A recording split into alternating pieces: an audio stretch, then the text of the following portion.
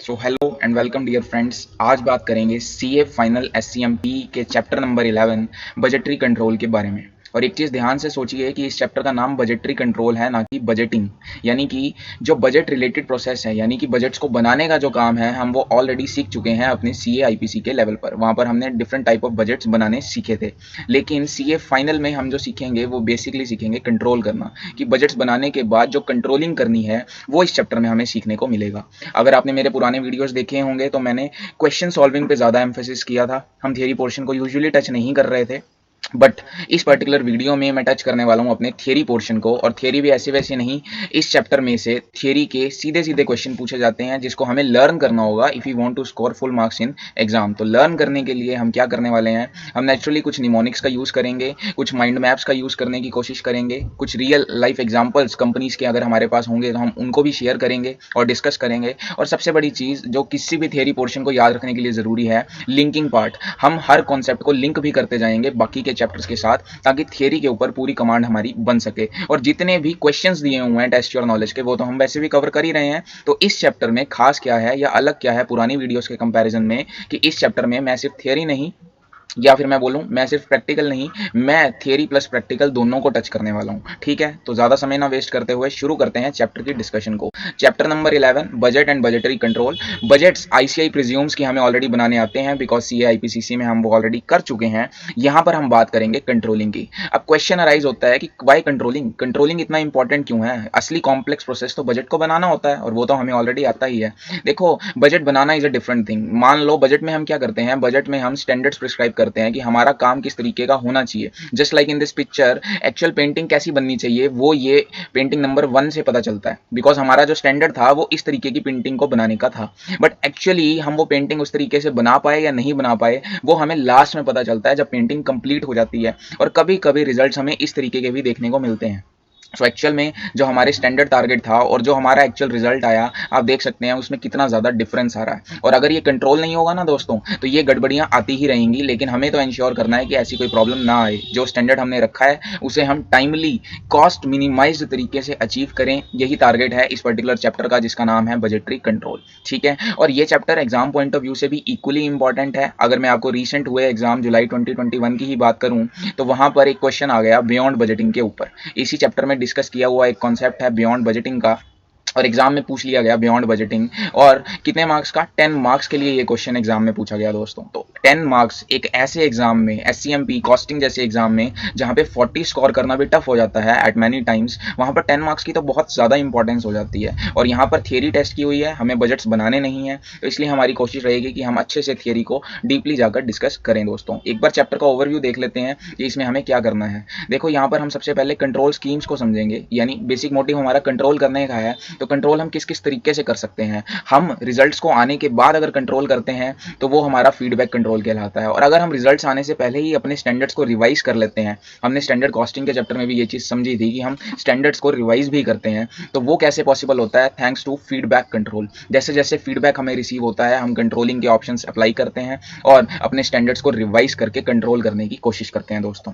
Control schemes के बाद next topic हम पढ़ेंगे बिहेवियरल एस्पेक्ट्स। ये बेसिकली ह्यूमन साइकोलॉजी और बजट प्रिपरेशन को लिंक करके एक कॉन्सेप्ट हमारे सामने लेकर आता है कि बजट्स की वजह से मेंटल कैपेबिलिटी, एफिशिएंसी और इफेक्टिवनेस जो एम्प्लॉयज़ की है, जो मैनेजमेंट की है, उस पर क्या फ़र्क पड़ता है, वो बेसिक डिस्कशन यहाँ पर की हुई है। बिहेवियरल एस्पेक्ट्स की बात हमने ट्रांसफर प्राइसिंग के चैप्टर में भी की हुई है दोस्तों। अगर आपने वो वीडियो नहीं देखा है तो वो भी अपलोडेड है, उसे भी देखिए। बिकॉज एक्चुअली अगर बिहेवियरल एस्पेक्ट्स को समझना है तो मेरी समझ में ट्रांसफर प्राइसिंग वो चैप्टर है जहाँ पर आप बिहेवियरल एस्पेक्ट्स को ज़्यादा अच्छे से समझ सकते हैं।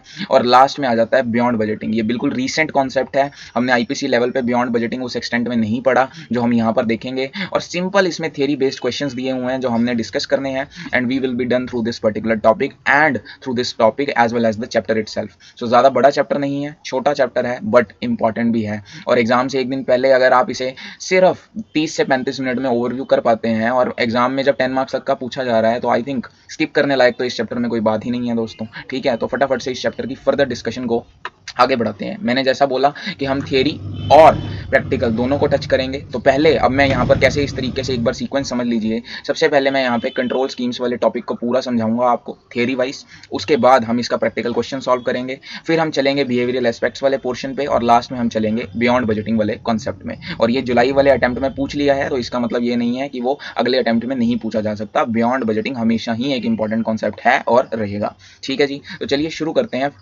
डिस्कशन को हम आगे बढ़ाते हैं दोस्तों। तो ये मैंने कुछ चार्ट बनाया है। ये जो चार्ट है ये रिलेट करता है हमारे फर्स्ट टॉपिक के साथ, जिसका नाम है कंट्रोल स्कीम्स। कंट्रोल स्कीम्स हम डायरेक्टली नहीं पढ़ सकते, उसके लिए हमें कुछ बैकग्राउंड समझना होगा, जिसके लिए ये प्रॉपर चार्ट जो है वो हमारी मदद करेगा, आई बिलीव सो। ठीक है, इसमें हम सबसे पहले तो बजटरी कंट्रोल के ही मीनिंग को समझने वाले हैं कि भाई बजटरी कंट्रोल होता क्या है। सबसे पहले हम उस चीज़ को समझेंगे। उसके बाद बजट और कंट्रोल कैसे रिलेट करते हैं वो चीज़ पढ़ेंगे। उसके बाद हम पूरा प्रोसेस समझेंगे कि अच्छा एक्चुअल में बजट बनाने से लेकर बजट कंट्रोल करने तक के कितने स्टेप्स होते हैं, क्या प्रोसेस होता है, वो चीज़ हम यहाँ पर डिस्कस करेंगे।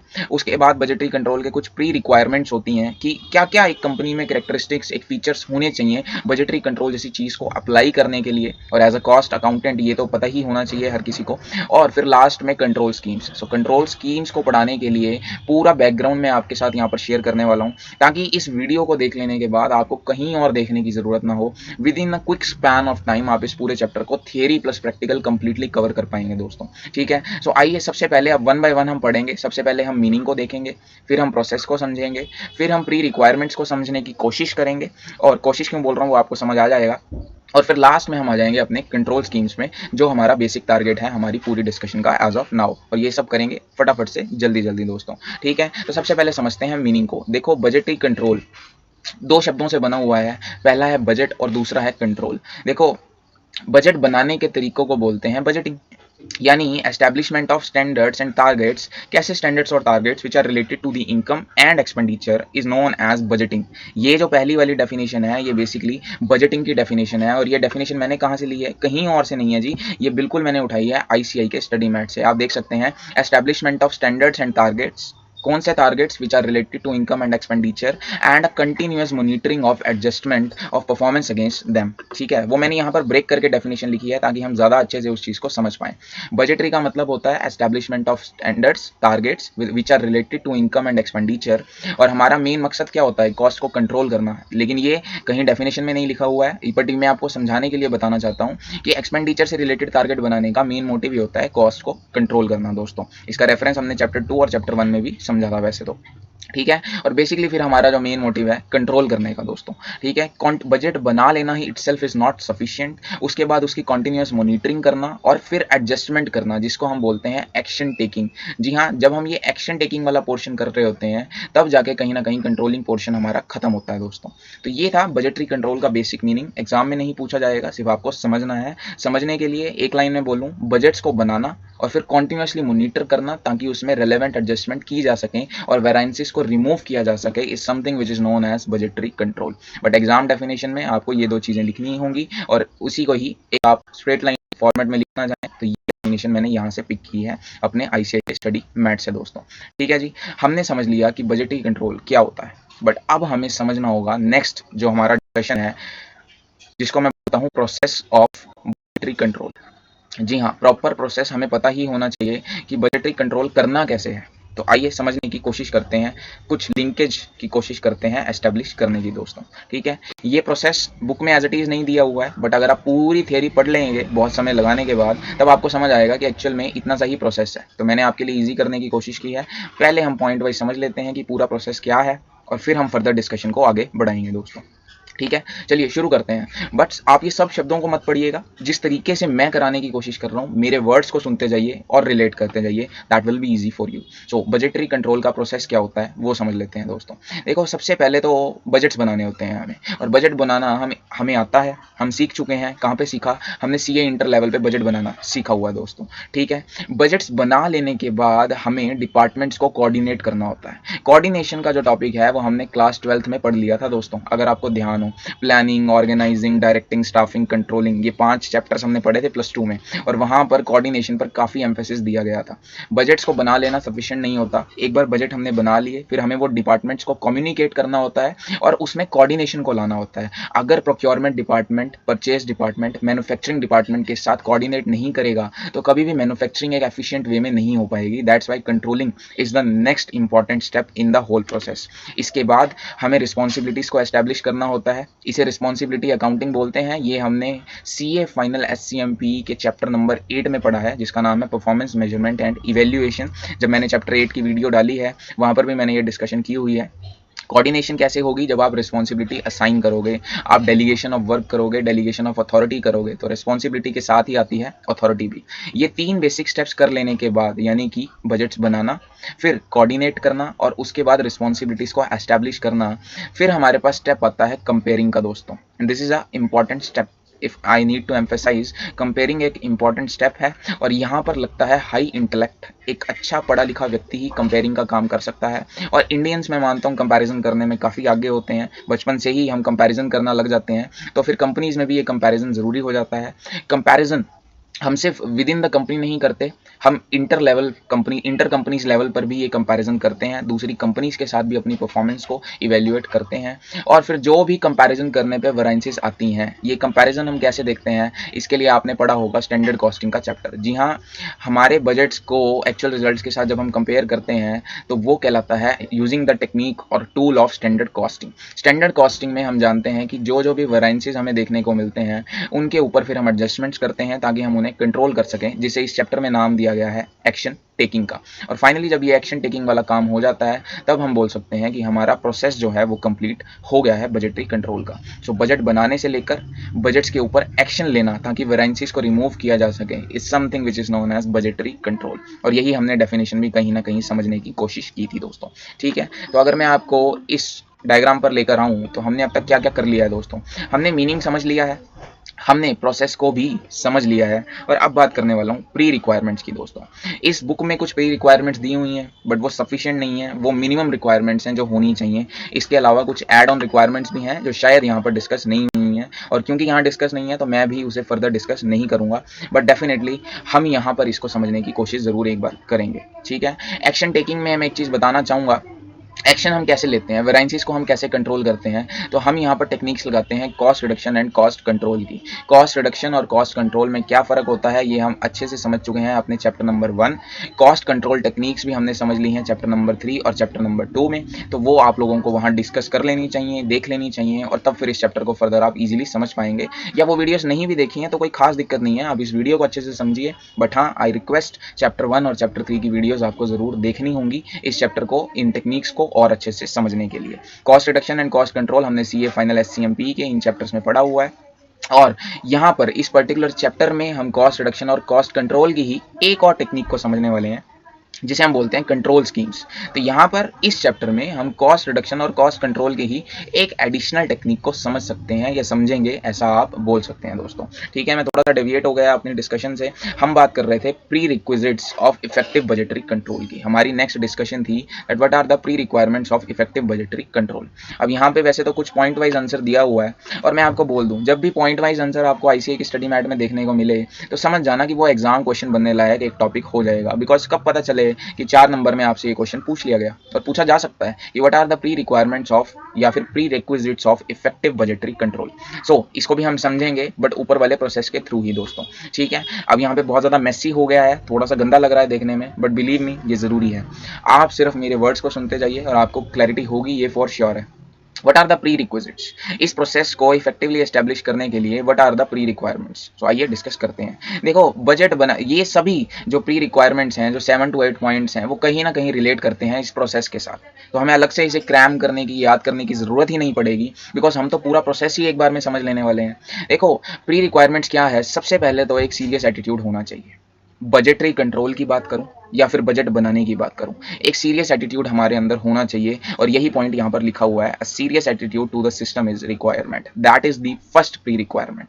सीरियस एटीट्यूड काफ़ी नहीं है, उसके साथ साथ हमें जब हम रिस्पॉन्सिबिलिटीज़ को एस्टेब्लिश कर रहे होंगे तो हमें क्लियर डिमार्केशन ऑफ रिस्पॉन्सिबिलिटीज़ करना होगा। ऐसा ना हो कि ओवरलैपिंग हो जाए, हम हर मैनेजर को एक स्पेसिफिक फंक्शन एट्रीब्यूट या एलोकेट करेंगे ताकि कोई कंफ्यूजन माइंड में ना हो, और जो हम टारगेट्स एस्टेब्लिश करेंगे those should be reasonable achievable targets. ऐसा ना हो कि कुछ अनरियलिस्टिक बात हम करने लग जाएं while setting the budgets, because फिर वो कभी कंट्रोल की पोजीशन तक पहुंचेगा ही नहीं। सो हमने अब तक 3 प्री रिक्वायरमेंट्स पढ़ ली हैं, जो अभी हम मैट से भी कंपैरिजन कर लेंगे। सबसे पहले तो एक सीरियस एटीट्यूड होना चाहिए, उसके बाद कोऑर्डिनेशन में कुछ प्री रिक्वायरमेंट्स रिक्वायर्ड नहीं है, एस्टेब्लिशिंग रिस्पॉन्सिबिलिटी करते वक्त एक क्लियर डिमार्केशन और रीजनेबल टारगेट्स हमारे पास होने चाहिए। फिर बात आती है कंपैरिजन की, तो कंपैरिजन के प्रोसेस को अचीव करने के लिए what are the pre requirements. सबसे पहली तो reporting, continuous reporting, timely reporting बहुत ज़रूरी है कंपैरिजन करने के लिए, और उसी के लिए हमें स्टैंडर्ड कॉस्टिंग का चैप्टर की नॉलेज होना बहुत ज़रूरी है। और उसके बाद सिर्फ कंपैरिजन ऐसे वैसे नहीं करना है, एक्सपीरियंस से नहीं करना है, हमें एस्टेब्लिश्ड टेक्निक्स को यूज़ करते हुए जो कॉस्टिंग के चैप्टर में हम पढ़ने वाले हैं, यानी कॉस्टिंग के सब्जेक्ट में बेसिकली पढ़ने वाले हैं, उन टेक्निक्स का यूज़ करना है। अब आप पूछोगे कि वो कौन कौन सी टेक्निक्स होती हैं दोस्तों, तो मैं 2 मिनट लेकर आपको वो टेक्निक समझाने की कोशिश करूंगा। सबसे पहली टेक्निक होती है रिपोर्टिंग में कंट्रोल रिपोर्ट्स की। कंट्रोल रिपोर्ट्स क्या होती हैं? ये वो रिपोर्ट्स होती हैं जो individual managers time to time अपने सीनियर्स को प्रोवाइड करते हैं और अपने डिपार्टमेंट्स की परफॉर्मेंस को कम्युनिकेट करते हैं, ताकि वो लोग उस परफॉर्मेंस को कंपेयर कर सकें स्टैंडर्ड बेंचमार्क से और फिर कंट्रोलिंग कर सकें। दोस्तों कंट्रोल रिपोर्ट्स को अभी हम अच्छे से डिटेल में भी पढ़ने वाले हैं, बट कंपैरिजन करते कैसे हैं? कंट्रोल रिपोर्ट्स को यूज़ करते हुए। उसके बाद हमें शॉर्ट पीरियड वाइज रिपोर्टिंग करनी है, यानी बहुत ज़्यादा समय के बाद रिपोर्टिंग का कोई मतलब नहीं होगा, हमें क्विक रिपोर्टिंग करनी है, से विद इन 1 मंथ, से विद इन वीकली रिपोर्ट्स, कुछ इस तरीके से, और वो भी टाइमली रिपोर्ट्स होना चाहिए। ऐसा ना हो कि पूरी मैन्युफैक्चरिंग हो चुकी है और अब हम रिपोर्टिंग कर रहे हैं, उसका मतलब नहीं होगा ना, हम कंट्रोल नहीं कर पाएंगे अगर। सो ये बेसिकली प्री रिक्वायरमेंट्स थी। आइए एक बार इसको डिस्कस कर लेते हैं। मैं ज़्यादा एम्फेसिस नहीं कर रहा हूँ प्री रिक्वायरमेंट्स पे, बिकॉज एज इट इज़ लिखने हैं, कीवर्ड्स मार्क किए हुए हैं, समझने जैसा बहुत कुछ नहीं है, और हम रिवाइज कर रहे हैं। रेगुलर लेक्चर नहीं है जो हम एक एक पॉइंट को बहुत डीप में जाके करें, और ज़रूरत भी नहीं है, ठीक है। So what are the pre requisites of effective budgetary control? A serious attitude is required, clear demarcation between areas of managerial responsibility is required, there should be a reasonable achievable budgeted targets, there should be a established techniques of data collection and analysis, वो techniques हमने देख ली हैं। Reports aimed at individual managers rather than general, हर manager को अपनी report present करनी होगी, कोई जर्नल रिपोर्टिंग यहाँ पे नहीं चलेगी। Shortly time period, timely reporting होनी चाहिए। टाइमली वेरिएंस रिपोर्ट्स जो स्टैंडर्ड कॉस्टिंग में हम बनाते हैं, रिकंसिलिएशन रिपोर्ट्स जो हम यहाँ बनाते हैं, वो हमें प्रेजेंट करनी होंगी। और ख़त्म कहाँ होगा ये प्रोसेस? जब हम एक्शन ले पाएंगे दोस्तों। अगर हमने सब कुछ करके एक्शन ही नहीं लिया तो उसका कोई मतलब नहीं रह जाएगा दोस्तों, ठीक है। Action being taken to get operations back under control, अगर कंट्रोल एस्टैब्लिश नहीं होगा तो उसका कोई मतलब नहीं है। This is how we are done with our most important 2 topics. कौन कौन से मैं आपको दिखाना चाहूँगा। हमने मीनिंग को पढ़ लिया है, प्रोसेस को पढ़ लिया है, प्री रिक्वायरमेंट्स को पढ़ लिया है, और अब हम फाइनली आ सकते हैं अपने कंट्रोल स्कीम्स वाले टॉपिक पर, which is effectively the first topic जो एग्जाम में डायरेक्टली पूछने के ज़्यादा चांसेस हैं। 2 तरीके की कंट्रोल स्कीम्स होती हैं हमारी, जो मैं आपको नीचे जाकर दिखाना चाहूँगा। जी हाँ, वो डिस्कशन मैंने यहाँ पर की है। कंट्रोल स्कीम्स हमारे पास 2 तरीके की होती हैं। देखो, जब जब भी हम इनपुट को कंट्रोल करते हैं, इनपुट से क्या मतलब है मेरा, इनपुट और आउटपुट में क्या डिफरेंस होता है अभी उसे अच्छे से समझेंगे, बट अभी के लिए मैं चाहूँगा कि जो बेसिक डिफरेंस आपको इनपुट और आउटपुट का पता है, आप उसी को माइंड में लेकर इस चीज़ को समझने की कोशिश कीजिए। कंट्रोल स्कीम्स क्या होती हैं? देखो, जब जब भी हम अपने इनपुट को कंट्रोल करने की कोशिश करते हैं तो उसे बोलते हैं फीड फॉरवर्ड कंट्रोल, बिकॉज हम शुरू से ही काफ़ी एक्टिव हैं, हम रिएक्टिव नहीं होना चाहते। हमारी अप्रोच एक प्रिवेंटिव अप्रोच है दोस्तों। दुर्घटना होने से पहले ही चीज़ को कंट्रोल करना कहलाता है फीड फॉरवर्ड कंट्रोल स्कीम। लेकिन जब हम आउटपुट बेस्ड कंट्रोलिंग करते हैं, यानी एक प्रोडक्ट बन चुका है और उसके बाद हम टेस्टिंग करते हैं कि क्या सही बना है या नहीं बना है, तो वहाँ पर अप्लाई होता है फीडबैक कंट्रोल। और दोनों ही कंट्रोल स्कीम्स अलग अलग सेक्टर्स में यूज़ की जाती हैं। कहीं पर feed forward control scheme use की जाती है, तो कहीं पर फीडबैक कंट्रोल स्कीम को ही यूज़ करना पड़ता है, क्योंकि कोई ऑप्शन नहीं होता। तो दोनों ही ये एग्जिस्ट करती हैं, बस दोनों में डिफरेंस क्या है? फीड फॉरवर्ड एक प्रिवेंटिव स्कीम है, यानी ये दुर्घटना होने से पहले कंट्रोल करने की कोशिश करता है, जबकि फीडबैक कंट्रोल एक डिटेक्टिव स्कीम है दोस्तों। ये करेक्टिव स्कीम है। तो ये सब कुछ हो जाने के बाद डिटेक्ट करता है और करेक्ट करता है feedback control scheme. Preventive, detective और करेक्टिव वैसे हमने ऑडिट में पढ़ा हुआ है स्टैंडर्ड्स में, और काफ़ी अच्छे से पढ़ा हुआ है। मैं उसे पीडीसी बोलता हूँ, आप लोगों ने भी इसे अपने अपने तरीके से स्टडी किया होगा। अगर मैं फीडबैक कंट्रोल की बात करूँ तो अभी एक रियल लाइफ एग्जाम्पल हमें देखने को मिल रहा है, और वो एग्जाम्पल है इन्फोसिस का। अब मुझे पता नहीं ऐसे नाम लेना सही रहेगा या नहीं, बट चलो कोई बात नहीं, देख लेंगे। इन्फोसिस ने अभी अभी इनकम टैक्स पोर्टल बनाया है दोस्तों। काफ़ी पैसे लिए इन लोगों ने, अच्छा खासा पोर्टल बनाया, और हमें लगा था कि हमारी दिक्कतें काफ़ी हद तक दूर हो जाएंगी। वैसे पुराने सिस्टम में कोई खास परेशानी थी नहीं, रिटर्न फट से फाइल हो जाती थी, बट इन्फोसिस को और गवर्नमेंट को लगा कि उसमें काफ़ी ज़्यादा परेशानी है, और नया पोर्टल बनाया गया। बट अब जो नए पोर्टल के हालात हैं वो पुराने पोर्टल से भी ख़राब हैं, वो हम सब जानते हैं। तो बेसिकली इन्फोसिस ने क्या किया, इन्फोसिस ने फीडबैक कंट्रोल सिस्टम अप्लाई किया, पूरे पोर्टल को इन्होंने बना दिया और फिर टेस्ट रन बेसिस पे स्टार्ट कर दिया, और अब ये लोग फीडबैक ले रहे हैं, और जो फीडबैक है वो अच्छा नहीं है, वो तो हम सभी जानते हैं। सो फीडबैक कंट्रोलिंग इन लोगों ने की इन्फोसिस ने। तो ये एक रियल लाइफ एग्जांपल जो आजकल था, मार्केट में चल रहा है, वो मैंने आपको टाइमली देने की कोशिश की है। ठीक है, फीडबैक और फीड फॉरवर्ड में क्या डिफरेंस होता है, अब उसकी डिस्कशन पर आगे बढ़ते हैं दोस्तों। ठीक है, feedback and feed forward control दोनों की जो डिस्कशन है वो अब हम आगे शुरू करते हैं दोस्तों। सिर्फ मुझे 2 मिनट दीजिए। तो चलिए अब डिस्कशन करते हैं feedback versus feed forward control की दोस्तों। ठीक है, फीडबैक का हमने अच्छा खासा एग्जांपल समझा through the help of Infosys. Infosys ने कैसे फीडबैक कंट्रोलिंग सिस्टम यूज किया वो हमने देख लिया। अब बात कर लेते हैं थोड़ी सी फीड फॉरवर्ड कंट्रोल के बारे में भी, और फिर डिटेल डिस्कशन दोनों के ही बीच में आगे इंक्रीज करेंगे, बढ़ाएंगे, उसको फर्दर प्रोसीड करेंगे। सबसे पहले मैं बात करना चाहूँगा फीड फॉरवर्ड के बारे में। एक बेसिक आइडिया अगर हमें लेना हो, feed forward controlling scheme famous हो गई जब आया कोविड का पीरियड। जी हाँ, कोविड एक ऐसी चीज़ थी जो बिल्कुल अनएक्सपेक्टेड थी। किसी ने नहीं सोचा था कि ऐसा कुछ होगा, जब बिजनेसेस बंद करने पड़ेंगे, जब स्टॉक मार्केट को ही रोक देना होगा, जब सब कुछ ठप हो जाएगा और लोगों को अपने घर बैठना पड़ जाएगा। ऐसा किसी ने सोचा नहीं था, और वहां पर जब कंट्रोलिंग लगाई गई तो उसे बोला गया फीड फॉरवर्ड कंट्रोलिंग। जी हाँ, मैंने आपको पहले ही बताया कि फीड फॉरवर्ड में हम चीज़ों को प्रिवेंट करने की कोशिश करते हैं, जबकि फीडबैक में हम चीज़ों को डिटेक्ट और करेक्ट करने की कोशिश करते हैं। जब कोविड आया तो सब लोग काफ़ी प्रिवेंटिव अप्रोच को अडॉप्ट करने लगे। डेफिनेटली कर पाए या नहीं कर पाए वो मैटर नहीं है, बट सबने कोशिश की एक प्रिवेंटिव अप्रोच को लाने की। फिर चाहे वो बैंक्स की बात करूं, आपको याद होगा मोराटोरियम पीरियड उन लोगों ने इंट्रोड्यूस किया। वो एक उन लोगों की प्रिवेंटिव अप्रोच थी। उन्हें पता था बैंकिंग इंडस्ट्री वालों को कि शायद उनके कस्टमर्स पेमेंट्स ना कर पाए, और कंट्रोल करना ज़रूरी है, कॉन्फिडेंस जीतना ज़रूरी है, इसलिए वहाँ पर उन्होंने फीड फॉरवर्ड कंट्रोल का यूज़ किया। वहीं फीडबैक के लिए रियल लाइफ एग्जांपल हमने इन्फोसिस का ले लिया। तो हमने समझ लिया है कि एक एक एग्जांपल के थ्रू कि फीडबैक क्या होता है और फीड फॉरवर्ड क्या होता है। तो आइए अब डिस्कशन को बढ़ाते हैं। आईसीआई के स्टडी मैट में क्या क्या लिखा हुआ है इन दोनों के बारे में वो पढ़ते हैं, बिकॉज एग्जाम में तो वही आने वाला है। ठीक है, तो हम पढ़ रहे हैं चैप्टर ऑफ बजटरी कंट्रोल। ठीक है, बजटरी कंट्रोल के चैप्टर में जो कंट्रोलर होता है, कंट्रोलर कौन होगा, वो सीए हो सकता है या सीएमए हो सकता है। तो जो कंट्रोलर भाई साहब हैं उन्हें कंपैरिजन करना होगा, एनालिसिस करना होगा और डिसीजन मेकिंग करनी होगी। इन तीनों ही कामों को करने के लिए उन्हें कुछ इन्फॉर्मेशन की ज़रूरत होती है। एक होती है फीड फॉरवर्ड इन्फॉर्मेशन और एक होती है फीडबैक इन्फॉर्मेशन। देखो, जो जो भी कंट्रोलर का मेन रोल क्या होता है वो समझो। जो जो भी कंट्रोलेबल वेरिएबल्स होते हैं, यानी कि जो उसने एक्चुअल बजट बनाया हुआ है, जो जो उसमें वेरिएबल्स हैं, उन सब पर वो अपनी नज़र बनाए रखता है। ठीक है, और अगर वो सही तरीके से कंट्रोल कर पाता है तो हम बोलते हैं that system is under control. But कभी कभी नॉन कंट्रोलेबल वेरिएबल्स भी आ जाते हैं जो अनकंट्रोलेबल होते हैं। ठीक है, जिसको मैं बोल सकता हूँ एनवायरमेंटल डिस्टर्बेंसेस, टाइफून आ गया, ड्रॉट आ गया, या फिर मैं तो यहाँ पर बोल सकता हूँ कि कोविड आ गया। अब ऐसे केस में जब प्लानिंग की जाती है, यानी कि एनवायरमेंटल डिस्टर्बेंसेस आने के बाद जब हम प्लानिंग करते हैं इन्फॉर्मेशन को यूज़ करते हुए, तो उस तरीके की इन्फॉर्मेशन को बोलते हैं फीड फॉरवर्ड इन्फॉर्मेशन। और फीड फॉरवर्ड इन्फॉर्मेशन को यूज़ करते हुए जब हम कंट्रोलिंग करते हैं उसे बोलते हैं फीड फॉरवर्ड कंट्रोल। बट कभी कभी जो हमारे कंट्रोलर भाई साहब होते हैं वो एक्चुअल रिजल्ट्स आने के बाद डिटेक्शन और करेक्शन पर जोर देते हैं। ठीक है, यानी कि वो बेसिकली आउटपुट को आने के बाद आउटपुट को कंट्रोल करने की कोशिश करते हैं बाय यूजिंग सम इन्फॉर्मेशन। तो उस तरीके की इन्फॉर्मेशन को बोलते हैं फीडबैक इन्फॉर्मेशन।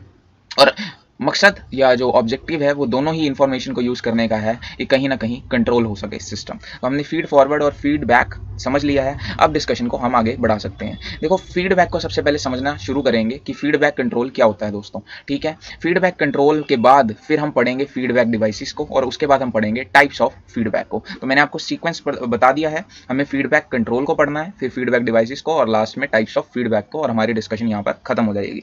फीडबैक कंट्रोल, जैसा कि मैंने बोला, reaction after an action has taken place is nothing but a feedback. और फीडबैक कंट्रोल क्या होता है, it is basically the measurement of differences between planned outputs and actual outputs and the modification of subsequent action to achieve future required results.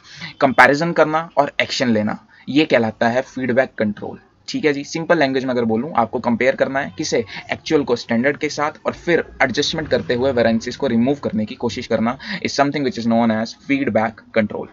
ठीक है, और feedback control कहाँ पर खत्म होता है दोस्तों, जब हम करेक्टिव एक्शंस को ले लेते हैं दोस्तों। ठीक है, उसके लिए एक ये फ्लो चार्ट दिया हुआ है, नॉट सो इंपॉर्टेंट, ये आप एक बार पढ़ सकते हैं। फीडबैक डिवाइसेस की बात मैं आपके साथ यहाँ पर करना चाहूँगा दोस्तों। ठीक है, कि फीडबैक करना किस तरीके से है, या एक प्रोडक्ट बन गया है, अब हमें फीडबैक लेना है तो हम कैसे करते हैं। फीडबैक कंट्रोल को अडॉप्ट करने के लिए हमें अडॉप्ट करना होगा फीडबैक डिवाइसेस को, और सबसे इंपॉर्टेंट फीडबैक डिवाइस है कंट्रोल रिपोर्ट्स दोस्तों। जी हाँ, कंट्रोल रिपोर्ट्स बहुत ज़्यादा इंपॉर्टेंट हैं, और एग्जाम पॉइंट ऑफ व्यू से भी इंपॉर्टेंट है, बिकॉज एग्जाम का एक अच्छा खासा क्वेश्चन बन सकता है that what is a feedback management control report.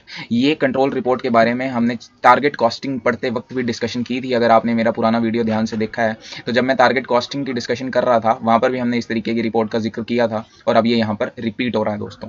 ठीक है, फीडबैक मैनेजमेंट कंट्रोल रिपोर्ट में क्या क्या चीज़ें होती हैं, यानी कि basically following 5 guidelines for management feedback management control reports are being suggested. तो कौन कौन सी गाइडलाइंस हैं जो हमें दी गई हैं इस तरीके की रिपोर्टिंग को करने के लिए। वेल सिंपल, हम तो याद करने में विश्वास रखते हैं। तो फीडबैक मैनेजमेंट कंट्रोल रिपोर्ट क्या करती है, वो डिस्क्लोज करती है किसे, वेरिएशंस को एक स्टैंडर्डाइज्ड फॉर्मेट में। यह याद करने का तरीका है दोस्तों।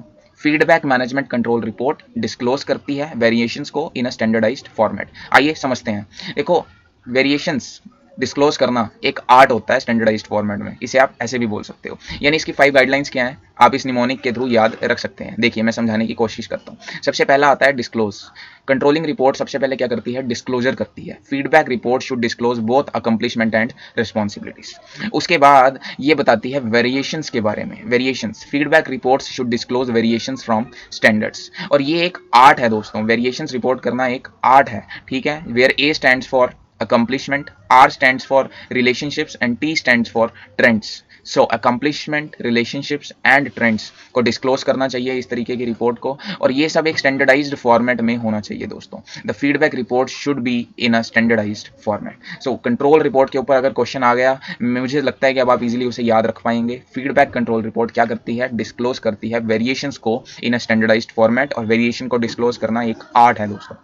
ठीक है, सो फीडबैक डिवाइस में सबसे इंपॉर्टेंट डिवाइस है कंट्रोल रिपोर्ट्स। ठीक है, अब नेक्स्ट बात करते हैं टाइप्स ऑफ फीडबैक की दोस्तों। That what are the types of feedback. 4 तरीके के फीडबैक के टाइप्स हमारे पास होते हैं। ठीक है, कौन कौन से, primary, secondary, negative and positive. ये 4 तरीके के टाइप्स ऑफ फीडबैक हमारे पास होते हैं। अब इन तीनों में क्या, चारों में क्या डिफरेंस है वो समझने की कोशिश करते हैं। देखो, जो छोटे लेवल पर दिए गए फीडबैक्स होते हैं उन्हें बोलते हैं प्राइमरी लेवल ऑफ फीडबैक्स। छोटे लेवल मतलब ये स्मॉल स्मॉल वेरिएंसेस को डिटेक्ट कर बनाए गए फीडबैक्स होते हैं, और ये ज़्यादा टॉप लेवल मैनेजमेंट पर इनको कंसीडर नहीं किया जाता है। छोटे लेवल के जो मैनेजर्स, ऑपरेशनल मैनेजर्स हैं, they can take care of these feedbacks easily, कोई दिक्कत वाली बात नहीं है। बट वहीं अगर सेकेंडरी लेवल ऑफ फीडबैक की बात करूं तो ये मेजर वेरिएंसेस को ध्यान में रखते हुए बनाई गई फीडबैक्स होती हैं, और इन्हें immediately higher level of management को कम्युनिकेट किया जाता है ताकि करेक्टिव एक्शन टाइमली मैनर में लिए जा सकें दोस्तों। ठीक है, तो अगर आप पढ़ सकते हैं, where feedback is sent to higher level in an organisation and can lead to a plan being reviewed and changed is something which is known as secondary feedback. और प्राइमरी फीडबैक क्या होता है, if the variances are small and can be corrected easily and may not be a feedback to anyone higher then such a feedback is known as primary feedback. और जो control reports होती हैं, देखो, could be reported to line management in the form of control reports comparing actual versus budgeted। तो जो हम control reporting अभी हम ऊपर पढ़कर आए हैं वो basically primary level of feedback का काम करती हैं दोस्तों। लेकिन जब हमें कस्टमर से डायरेक्टली कंप्लेंट आ जाती है तो उसे हम बोलते हैं सेकेंडरी लेवल ऑफ फीडबैक। तो अगर आप एग्जांपल भी लेना चाहें, जो इंटरनली कंट्रोल रिपोर्ट के थ्रू वेरिएंसेस डिटेक्ट की जाती हैं उसे हम प्राइमरी लेवल ऑफ फीडबैक बोलते हैं। बट जब कस्टमर सामने से आगे कंप्लेंट कर जाता है तो वो काफ़ी सीरियस कंसर्न हो जाता है और उसे बोलते हैं हम सेकेंडरी लेवल ऑफ फीडबैक। इन दोनों को समझने के बाद अब हम समझते हैं नेगेटिव और पॉजिटिव फीडबैक में डिफरेंस। देखो, जब भी हम आउटपुट्स को कंट्रोल करने की कोशिश करते हैं, यानी हमने एक प्रोडक्ट बना लिया है, उसके बाद अब हम उसके बारे में फीडबैक लेते हैं और फिर रिपोर्टिंग करना शुरू करते हैं ताकि हम उसे कंट्रोल कर सकें, उसे बोलते हैं पॉजिटिव फीडबैक। लेकिन जब हम आउटपुट को नहीं, इनपुट्स को कंट्रोल करने की कोशिश करते हैं तो उसे बोलते हैं नेगेटिव फीडबैक। ठीक है, अगर मैं आपको समझाना चाहूँ, नेगेटिव फीडबैक का एक एग्जाम्पल यहाँ दिया हुआ है मशीन से रिलेटेड। मशीन क्या है, हमारा इनपुट है, हमारे प्रोसेस में काम आने वाला एक डिवाइस, एक इक्विपमेंट है।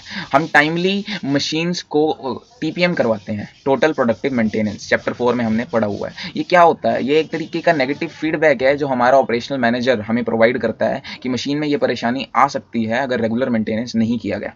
और हम अपने इनपुट्स को जब कंट्रोल करने की कोशिश करते हैं थ्रू गेटिंग अ फीडबैक, तो इस तरीके के फीडबैक को बोलते हैं negative feedback.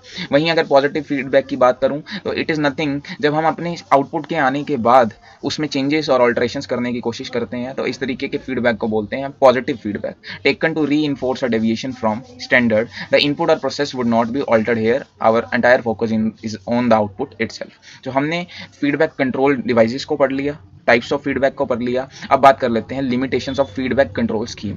Feedback control scheme की लिमिटेशंस अगर आपको समझनी है तो आपको पूछना चाहिए इन्फोसिस वालों से। इन्फोसिस वाले बताएंगे कि कहाँ दिक्कत रह गई उनके आईटी इनकम टैक्स वाले पोर्टल के सिस्टम में। देखो, there is a time lag. सबसे बड़ी परेशानी तो टाइम लैग की होती है।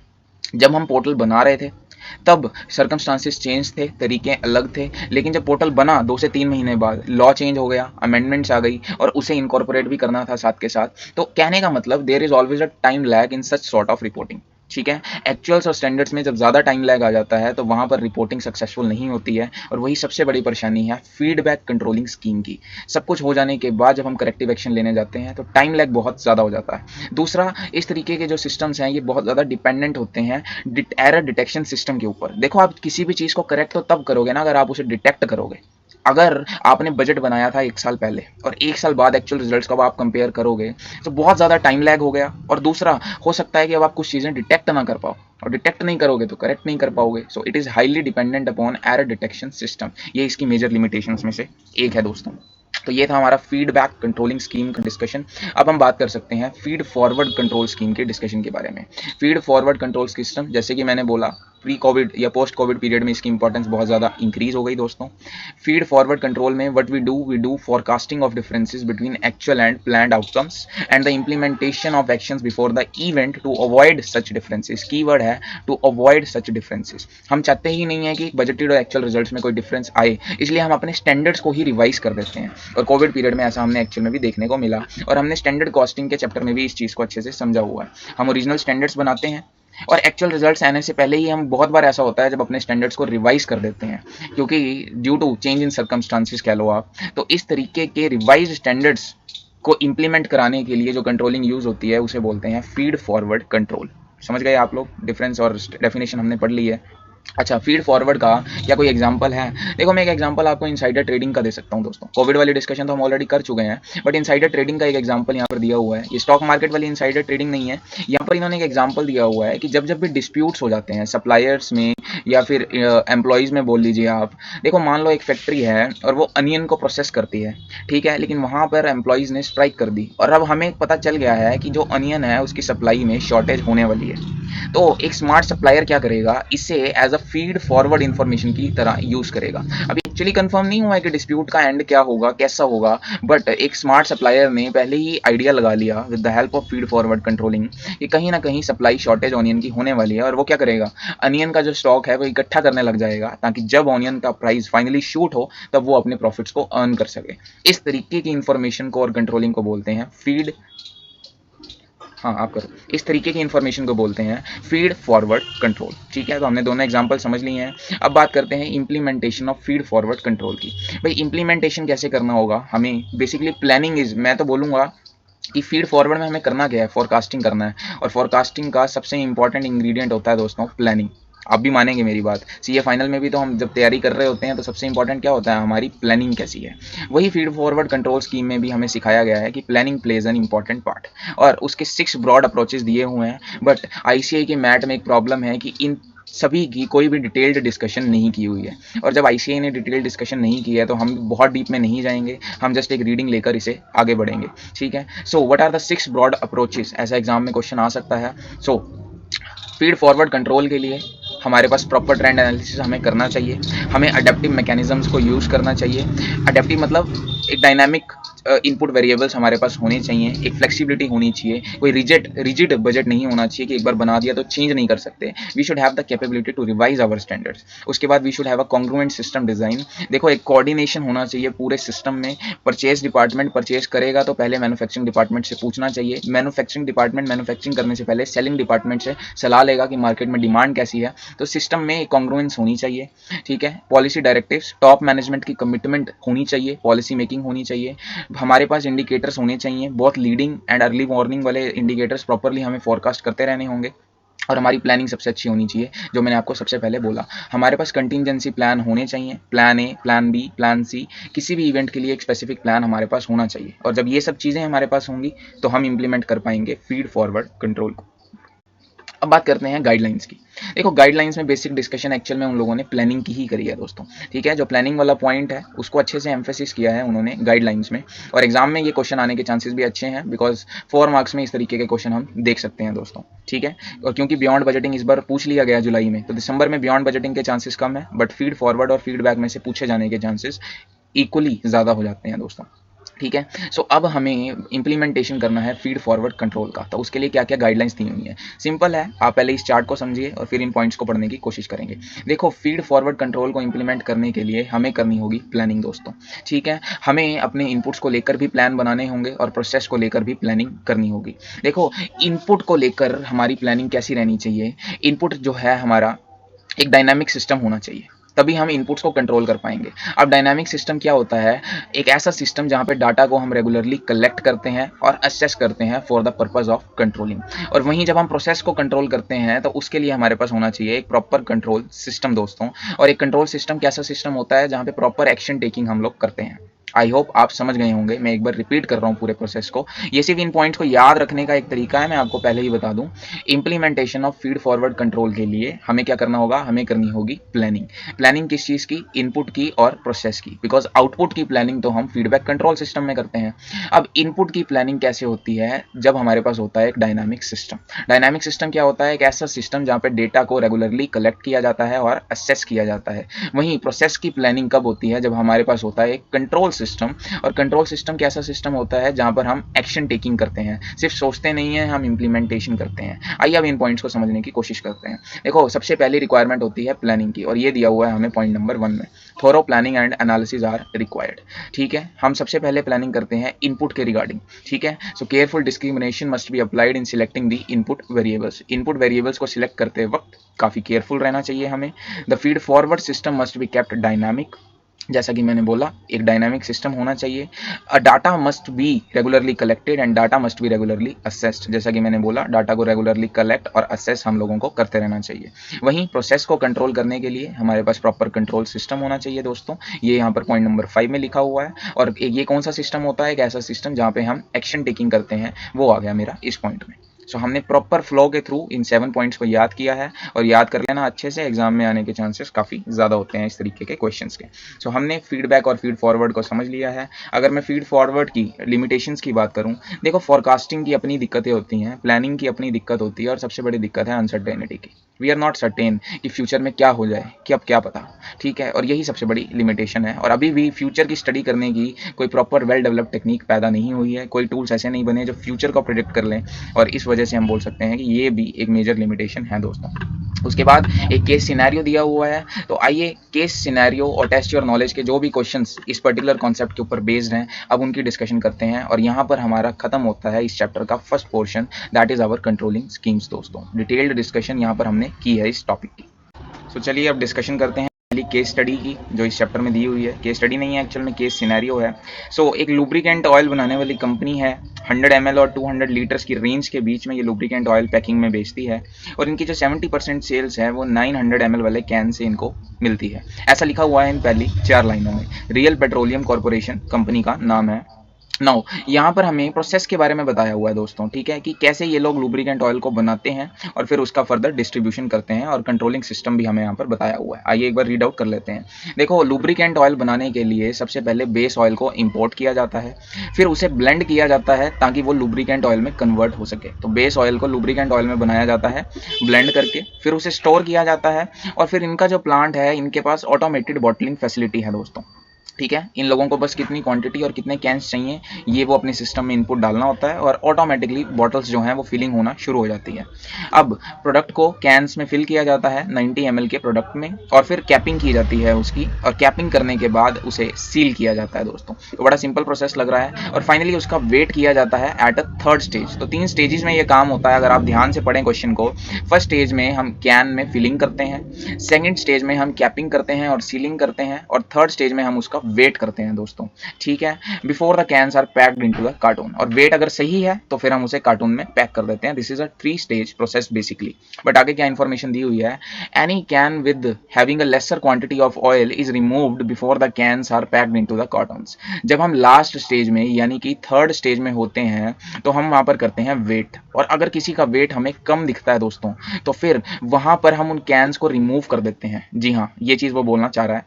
The cans which are short filled must can not be reused. जो शॉर्ट फिल्ड वाले कैंस होते हैं उन्हें रिमूव भी किया जाता है, उनका कोई रीयूज भी नहीं होता, और एक बार अगर सील ब्रोकन हो जाए तो फिर कैन का भी हम यूज नहीं कर पाते हैं। The process by which the oil is short filled can could be reused, hence the product is wasted. So जो भी कैन, मैं आपको सिंपल बात करूं, अगर कैन कोई शॉर्ट फिल हो जाता है दोस्तों तो इस तरीके के कैन का जो प्रोडक्ट है वो भी वेस्ट हो जाएगा, और ये जो कैन है ये भी वेस्ट हो जाएगा, यानी कि पूरा का पूरा प्रोडक्ट ही वेस्ट हो जाएगा दोस्तों, ठीक है। The company is considering a proposal to add a component in its packing unit to avoid losses arising out of quantity issues in packaging. The component will be installed after the first stage of packaging. The component will measure the volume of product and will forward the can for capping and sealing. Okay, ठीक है। देखो, इन्होंने एक proposal अब यहाँ पर रखा है जो ये थर्ड स्टेज से पहले लगाना चाहते हैं। इन्होंने कहा है कि पैकिंग करने से पहले हम एक ऐसा सिस्टम लेकर आएंगे जो चेक करेगा कि कैंस में जो वॉल्यूम है वो प्रॉपरली फीड हुई है, फिल हुई है या नहीं हुई। अगर नहीं होगी तो वो हमें इमीडिएटली इन्फॉर्म कर देगा ताकि हम उसे करेक्टली फिलअप कर पाएँ। इससे क्या होगा कि ना ही कोई कैन शॉर्ट फिल्ड वाला रहेगा, यानी ये प्रॉब्लम भी सॉल्व हो जाएगी, और ना ही हमारा कोई जो प्रोडक्ट है वो वेस्ट होगा, यानी वेस्टेज वाली प्रॉब्लम भी हमारी सॉल्व हो जाएगी। अब क्वेश्चन की रिक्वायरमेंट क्या है ये देख लेते हैं। Using the context of control systems यानी कि control schemes, identify and explain the type of control which is existing in the company and the type of control which is proposed. So अगर मैं आपसे पूछूं that what is the type of control which is existing in the company, देखो हम third stage पर जाकर detection करते हैं, और अगर वहाँ पर कोई दिक्कत होती है तो हम गलत जो कैंस होते हैं उन्हें रिमूव कर देते हैं। यानी कि सीधा सीधा मैं बोल सकता हूँ कि अभी जो हम सिस्टम अडॉप्ट कर रहे हैं वो है फीडबैक कंट्रोल सिस्टम। जब आउटपुट को कंट्रोल करने की कोशिश की जाती है तो उसे बोलते हैं फीडबैक कंट्रोल सिस्टम, और करंटली हम इसी को यूज़ कर रहे हैं। बट अगर उन्होंने पूछा है कि which type of control is proposed, तो मैं बोल सकता हूँ that feed forward type of control is something that we need, और वो यही प्रपोजल उन्होंने यहाँ पर क्वेश्चन में रखा भी हुआ है। हम एक ऐसा सिस्टम लेकर आने की कोशिश कर रहे हैं जिससे हमें प्रोडक्ट को पूरा फाइनल स्टेज तक ले जाने से पहले ही पता चल जाएगा कि वो सही बना है, सही फील हुआ है या नहीं हुआ। सो हमने आंसर दे दिया। आई थिंक जो करंट सिस्टम है वो फीडबैक कंट्रोल सिस्टम का है, और जो प्रपोज सिस्टम है वो फीड फॉरवर्ड कंट्रोल सिस्टम का होना चाहिए। तो यहाँ पर रिक्वायरमेंट थी आइडेंटिफाई एंड एक्सप्लेन। सो इन्होंने सबसे पहले यहाँ पर, अगर आप आंसर ध्यान से देखें, इन्होंने सबसे पहले कंट्रोल को एक्सप्लेन किया है, फिर इन्होंने बताया है कि 2 टाइप ऑफ कंट्रोल सिस्टम होते हैं, one is feedback and other is feed forward. फिर इन्होंने पहले एक्सप्लेन किया है फीडबैक को और फीड फॉरवर्ड को, जो हम ऑलरेडी समझ चुके हैं। डेफिनेशन यहाँ पर थोड़ी सी अलग हो सकती है, और हो सकता है जो ऊपर हमने समझा है वो थोड़े से अलग वर्ड्स हों, बट आपको एक ही डेफिनेशन याद रखनी है और उसको हर जगह एडजस्ट करना है अपने हिसाब से। अगर हम कंपनी की बात करें तो करंटली इन लोगों ने फीडबैक कंट्रोल सिस्टम को फॉलो किया हुआ है, और अगर हम प्रपोज सिस्टम की बात करें तो यहाँ पर फीड फॉरवर्ड कंट्रोल सिस्टम इन्हें प्रपोज किया जाना चाहिए। तो ये था केस सिनेरियो जो फीडबैक कंट्रोल के ऊपर बात करता है। अब आ जाते हैं टेस्ट योर नॉलेज के क्वेश्चंस के ऊपर, क्योंकि उसमें भी फीड फॉरवर्ड और फीडबैक सिस्टम के बारे में कुछ ज्ञान दिया हुआ है। ठीक है जी, तो ये था टेस्ट योर नॉलेज का क्वेश्चन नंबर 1, जिसके अब हमें करनी चाहिए डिस्कशन स्टार्ट। ये भी बात करता है feed forward and feedback control system के बारे में। EY पार्टनर्स, EY बोलने की आदत हो गई है, EW partners a leading strategy and consulting firm is preparing its budgets. ठीक है, अच्छी बात है ना। One of the partner is concerned about liquidity and he says that firm with adequate liquidity has less risk of being unable to meet their liabilities than an illiquid one. Where a firm has adequate liquidity there is a possibility of enriched profitability through reduced interest. So EY partners एक firm है जहाँ पे जो एक partner है W, उसे बड़ी चिंता हुई है एक परेशानी की, जो है लिक्विडिटी। उनकी फर्म में लिक्विडिटी का मेजर प्रॉब्लम आ रहा है, और उन्होंने हमें लिक्विडिटी के कुछ बेनिफिट्स बताने शुरू किए। उन्होंने कहा कि एक फर्म जिसमें लिक्विडिटी अच्छी होती है वहाँ की प्रॉफिटेबिलिटी अच्छी होने के भी चांसेस ज़्यादा होते हैं, बिकॉज इंटरेस्ट एक्सपेंसेस उन लोगों के कम होते हैं। ठीक है, और ग्रेटर फाइनेंशियल फ्लेक्सिबिलिटी उन लोगों के पास इस तरीके से रहती है। Fine. Accordingly he desires to reduce the firm CC to 0 by 30th September. जो अपनी CC लिमिट है वो उसे बिल्कुल 0 पर लेकर आना चाहता है, बिकॉज वो चाहता है कि हमारे सिर पर 1 रुपये का भी लोन ना रहे। ठीक है, and have a positive cash balance of 1,45,000, और वो चाहता है इतना ही नहीं, जो मेरा कैश बैलेंस है वो भी हमेशा सरप्लस में रहे, और उसके लिए भी उसने एक क्वांटिफाइबल टारगेट डिसाइड किया है। फाइन, अब क्वेश्चन में क्या चाहिए वो देख लेते हैं दोस्तों। रिक्वायरमेंट क्या है, compare and contrast feed forward control and feedback control in the context of above information. तो हमें इन दोनों को कंपेयर करना है, वो हम ऑलरेडी कर चुके हैं, हमें बेसिकली फीड फॉरवर्ड और फीडबैक में जो डिफरेंस है वो समझाने की कोशिश करनी है। तो आई थिंक वो कंपैरिजन बहुत ईजी है। कंपेयर करने के साथ साथ हमें कॉन्ट्रास्ट करना होगा दोस्तों। अब कॉन्ट्रास्ट का क्या मतलब है, कॉन्ट्रास्ट का मतलब होता है कि हमें दोनों को एक साथ कैसे यूज़ करना है वो चीज़ समझाने की कोशिश करनी है। तो दोनों में हमें डिफरेंसेस भी बताने हैं, और फिर दोनों को एक साथ कैसे यूज़ करना है for the purpose of controlling, वो चीज़ समझाने की कोशिश करनी है। सो आइए मैं आपको एक बेसिक ओवरव्यू इस क्वेश्चन के आंसर का देना चाहूँगा। देखो, हमें सबसे पहले तो कंपेयर करना है, ठीक है, तो मैं बोल लेता हूँ। सो चलिए अब डिस्कशन करते हैं आंसर का, जो क्वेश्चन नंबर 1 का हमने अभी तक रीड किया। क्वेश्चन 1 हम समझ चुके हैं, अब बात करते हैं आंसर की। देखो, हमें यहाँ पर कंपेयर करना है और कॉन्ट्रास्ट करना है, ठीक है। देखो, हमारी यहाँ पर दो एक्सपेक्टेशन है। एक तो हम अपनी सीसी की जो लिमिट है उसे रिड्यूस करना चाहते हैं, और दूसरी एक्सपेक्टेशन है कि हम एक पॉजिटिव कैश बैलेंस चाहते हैं eight the end of the year, ठीक है। दोनों में कंपैरिजन करने वाली कोई बात नहीं है, वो हम आपस में डिस्कस कर चुके हैं कि फीडबैक और फीड फॉरवर्ड में क्या डिस्कशन होती है, क्या डिफरेंस होता है। लेकिन मैं यहाँ पर पॉइंट डिस्कस करना चाहूँगा जो कॉन्ट्रास्ट वाला पॉइंट है, और यही रीज़न है कि मैं इस क्वेश्चन को ज़्यादा एम्फेसिस देकर करवा रहा हूँ। देखो, कैसे हम फीडबैक और फीड फॉरवर्ड को एक साथ यूज़ कर सकते हैं अपने टारगेट्स को अचीव करने के लिए, वो चीज़ हमें यहाँ पर बतानी है जब हम कॉन्ट्रास्ट करेंगे। देखो, हमें ये दो एक्सपेक्टेशंस को अचीव करने के लिए सबसे पहले बनाना होगा कैश बजट, ठीक है, because we need to have a positive cash balance at the end of the year, जिसके लिए हम बनाएंगे कैश बजट को, ठीक है। हम कुछ स्टैंडर्ड टारगेट डिसाइड करेंगे, और फिर मंथली बेसिस पर कैश इनफ्लो और कैश आउटफ्लो को कंपेयर करेंगे, ठीक है। और जैसे जैसे मंथली आउटफ्लो और इनफ्लो मुझे पता चलता जाएगा, मैं अपने इन स्टैंडर्ड्स को टाइम टू टाइम रिवाइज करता जाऊंगा दोस्तों। जी हाँ, ओरिजिनल स्टैंडर्ड्स को time to time revise standards में कन्वर्ट करना होगा, जैसे जैसे इनपुट और आउटपुट मेरे सामने आता रहेगा कैश फ्लोज का। और इस तरीके की कंट्रोलिंग को बोलते हैं फीड फॉरवर्ड कंट्रोल।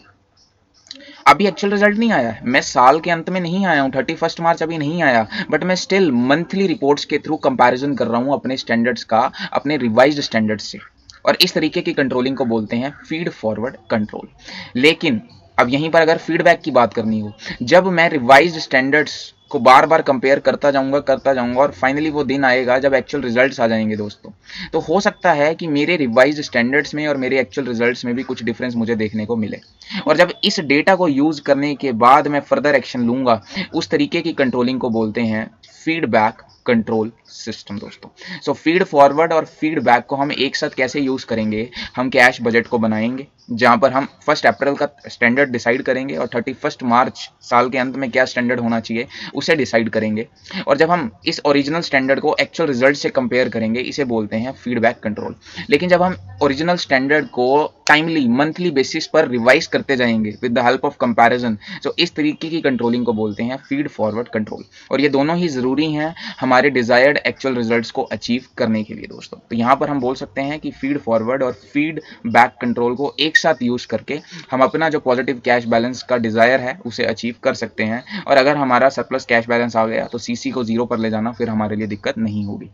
आईसीआई का आंसर हम एक बार पढ़ लेते हैं फॉर योर सेटिस्फेक्शन, उसमें भी यही डिस्कशन आईसीआई ने की हुई है।